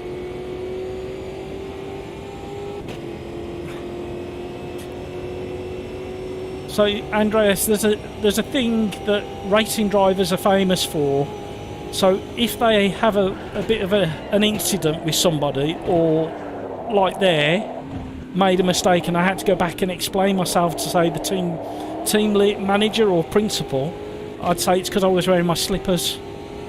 That's why I missed my braking zone. I come up with a really rubbish excuse, or one that's been heard before, or the engineers put the wrong tyre pressures in. You're always out to blame something or somebody else. Professional racing drivers' excuses for not performing to their best or making an error. See, there was a thing on the outside of the circuit there that made me go off, when really I missed my braking and I went off.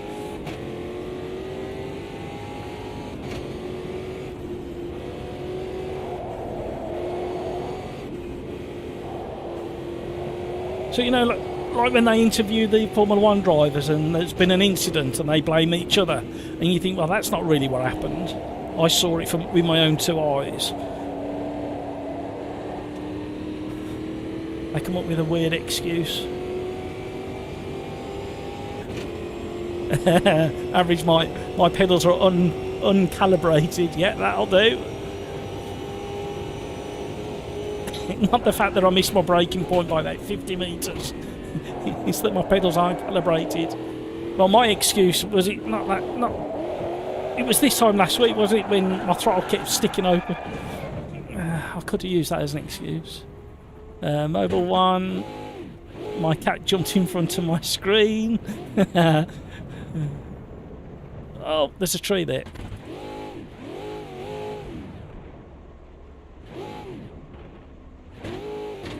Quali for the sprint. Oh, is this the Formula 1? Okay, so they've got a separate quali for the sprint this time, and then another for the race. Oh, okay, so does that impact the free practices that they're having? Do they lose a free practice to fit all that in? Average Mike, my dog ate my custom AFB file.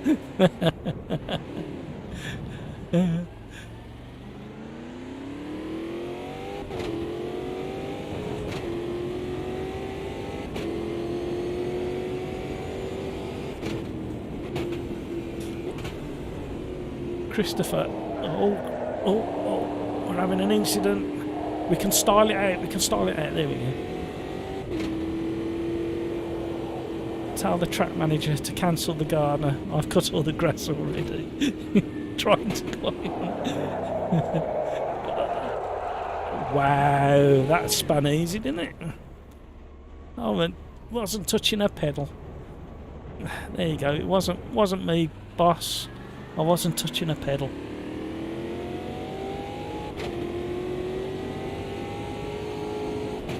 I don't know why I'm carrying on with qualifying, because qualifying's over. I mean, we could be getting on with the race here. Oh dear.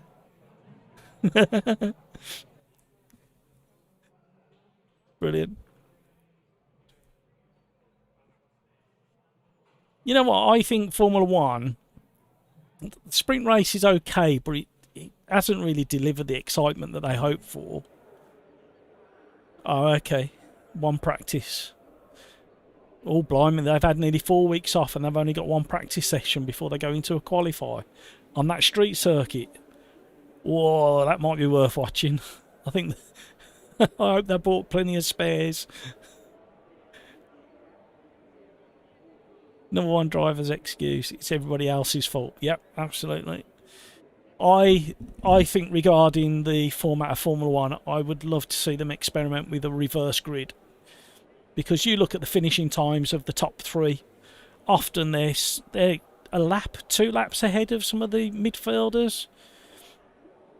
And we do reverse grids in our championships on OlderDrive, and they work really well. And it pushes your skill to overtake. So I would love to see reverse grid in Formula 1. What do you guys think?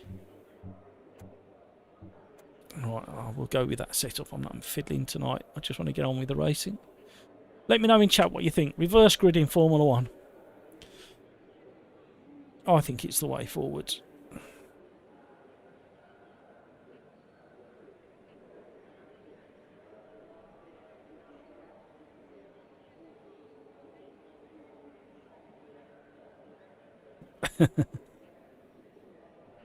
I'll tell you what, that's quite a nice drink.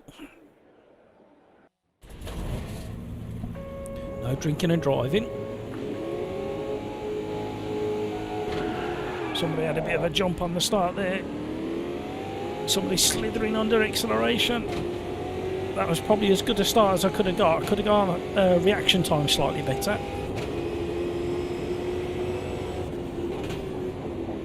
Whoa. Oh, avoiding action. Oh, there's some bumping and barging going on. Oh. How close was that? How we survived that, I have no idea.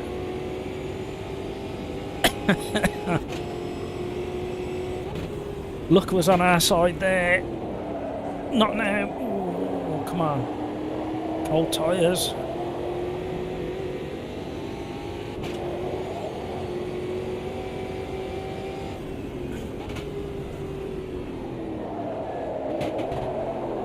Meow! Just told myself cold tyres. We like the challenge of a race. Oh, hello. Kissy kissy on the way past. Trading paint. Can't do that in iRacing, can you? Trade paint and not kill somebody.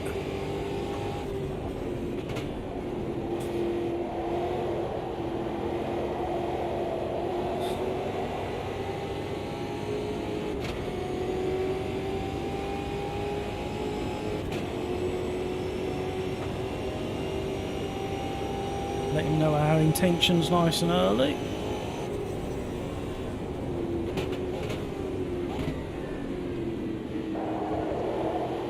Oh, he's messed that up. So have I.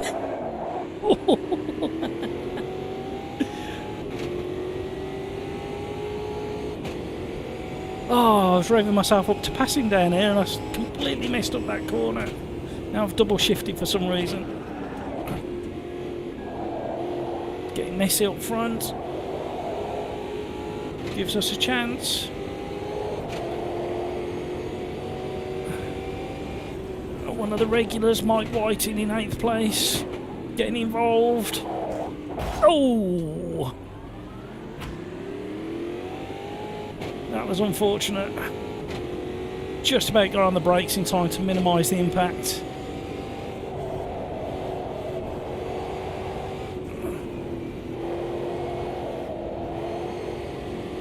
Use the boost button now, nice and early.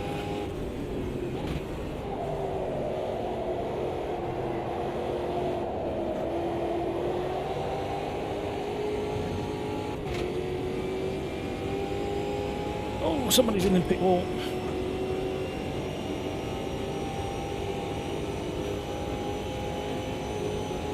Got a brake earlier because we're carrying more speed.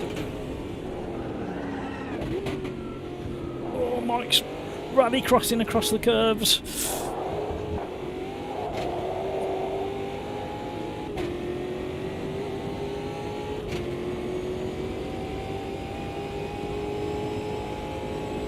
Yeah, Kevin, absolutely. That's a really good valid point, that is. It's like I say, we run reverse grid in our championship.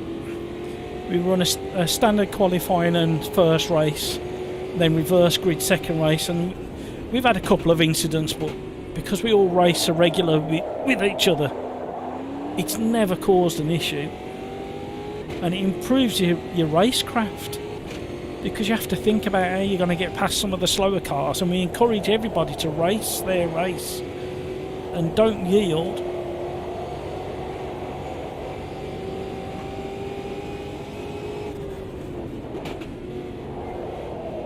To just slow the car a little bit more than I normally would there, because I know Mike's on the outside where he might have boost button, which he does. Away he goes on the boost, slipstream quickly.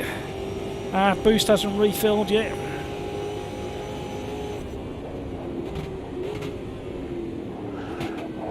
Oh, he's gone really deep.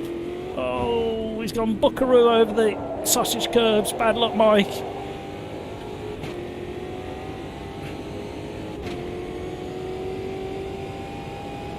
See you, Andreas.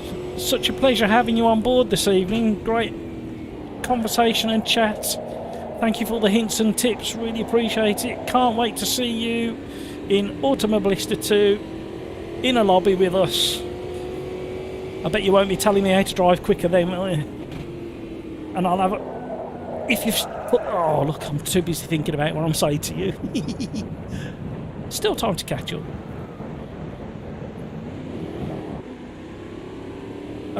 Didn't lose a place. They're gaining quickly though. Get your move on.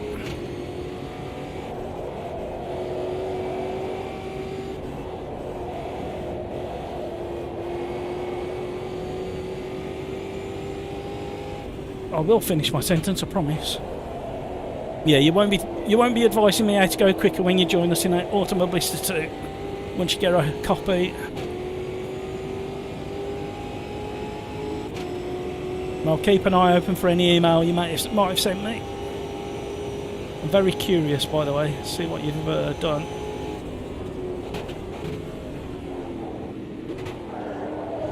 Whoa. Stayed on the brakes way too long there.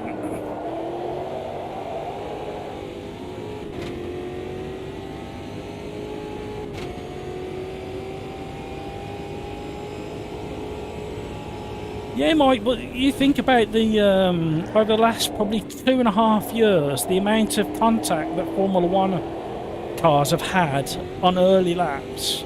They seem far more robust than they ever did before. Especially when you're looking at this kind of rubbing and a little bit of what we call door banging. Who's that come steaming up behind me? Oh, Mike! Well, I don't think I've got time to catch Ben there.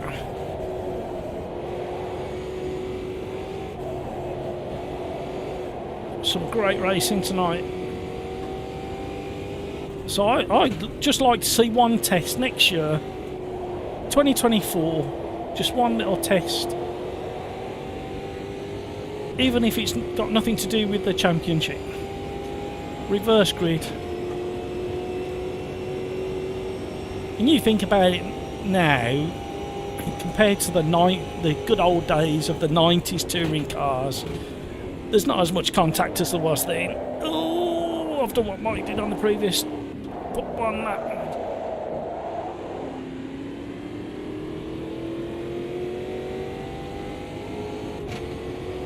We're going defensive.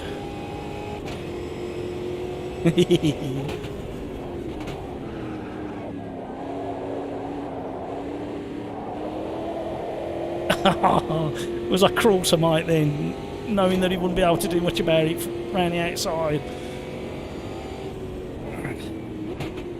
Go defensive again. Oh, I still can't get this understeer dialed out. Mike's gone off again.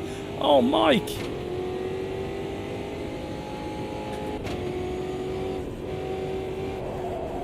Bad luck, Mike. Is it the corner that doesn't like you, or is it you that doesn't like that corner? Sorry, I put you on the outside. It was the only way I was going to defend. Yeah. Oh, bad luck. That was revving up to be it's revving up to be a really good last few corners, that was.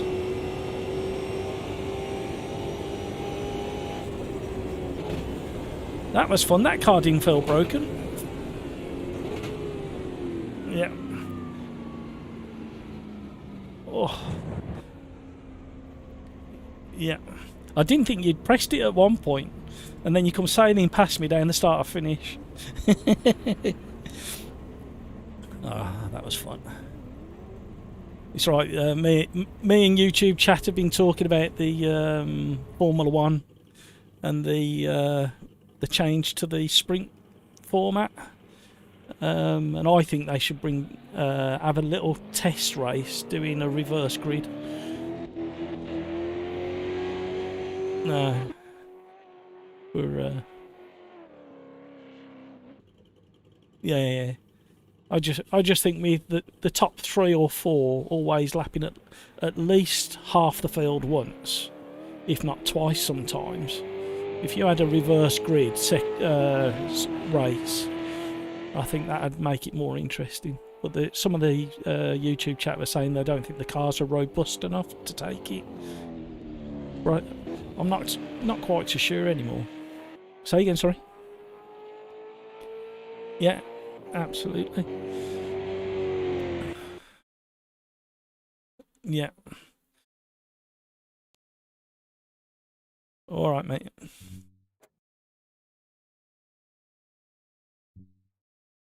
Okie doke. That was fun racing. Hi, Mark. Are you on? Yeah.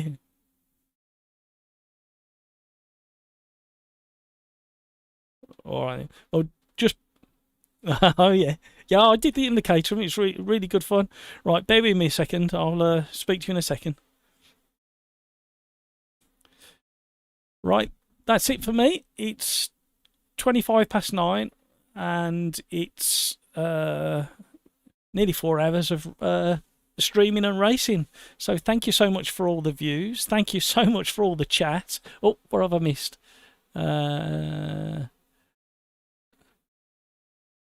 Yeah, the touring cars. Average might. The problem with the F1 still being big offsetting pace between top teams and bottom teams. So reverse grid does little to nothing. kind of agree. I just like to see the top drivers push their skill levels a little bit more and deal with that traffic. It always makes it interesting. Potential for more yellow flags and red flags, etc. Or safety cars, I should say, not red flags. I don't like to see red flags.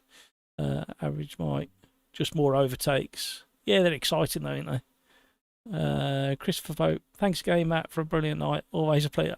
Christopher, thanks for all the racing. We had some really good close races in the end.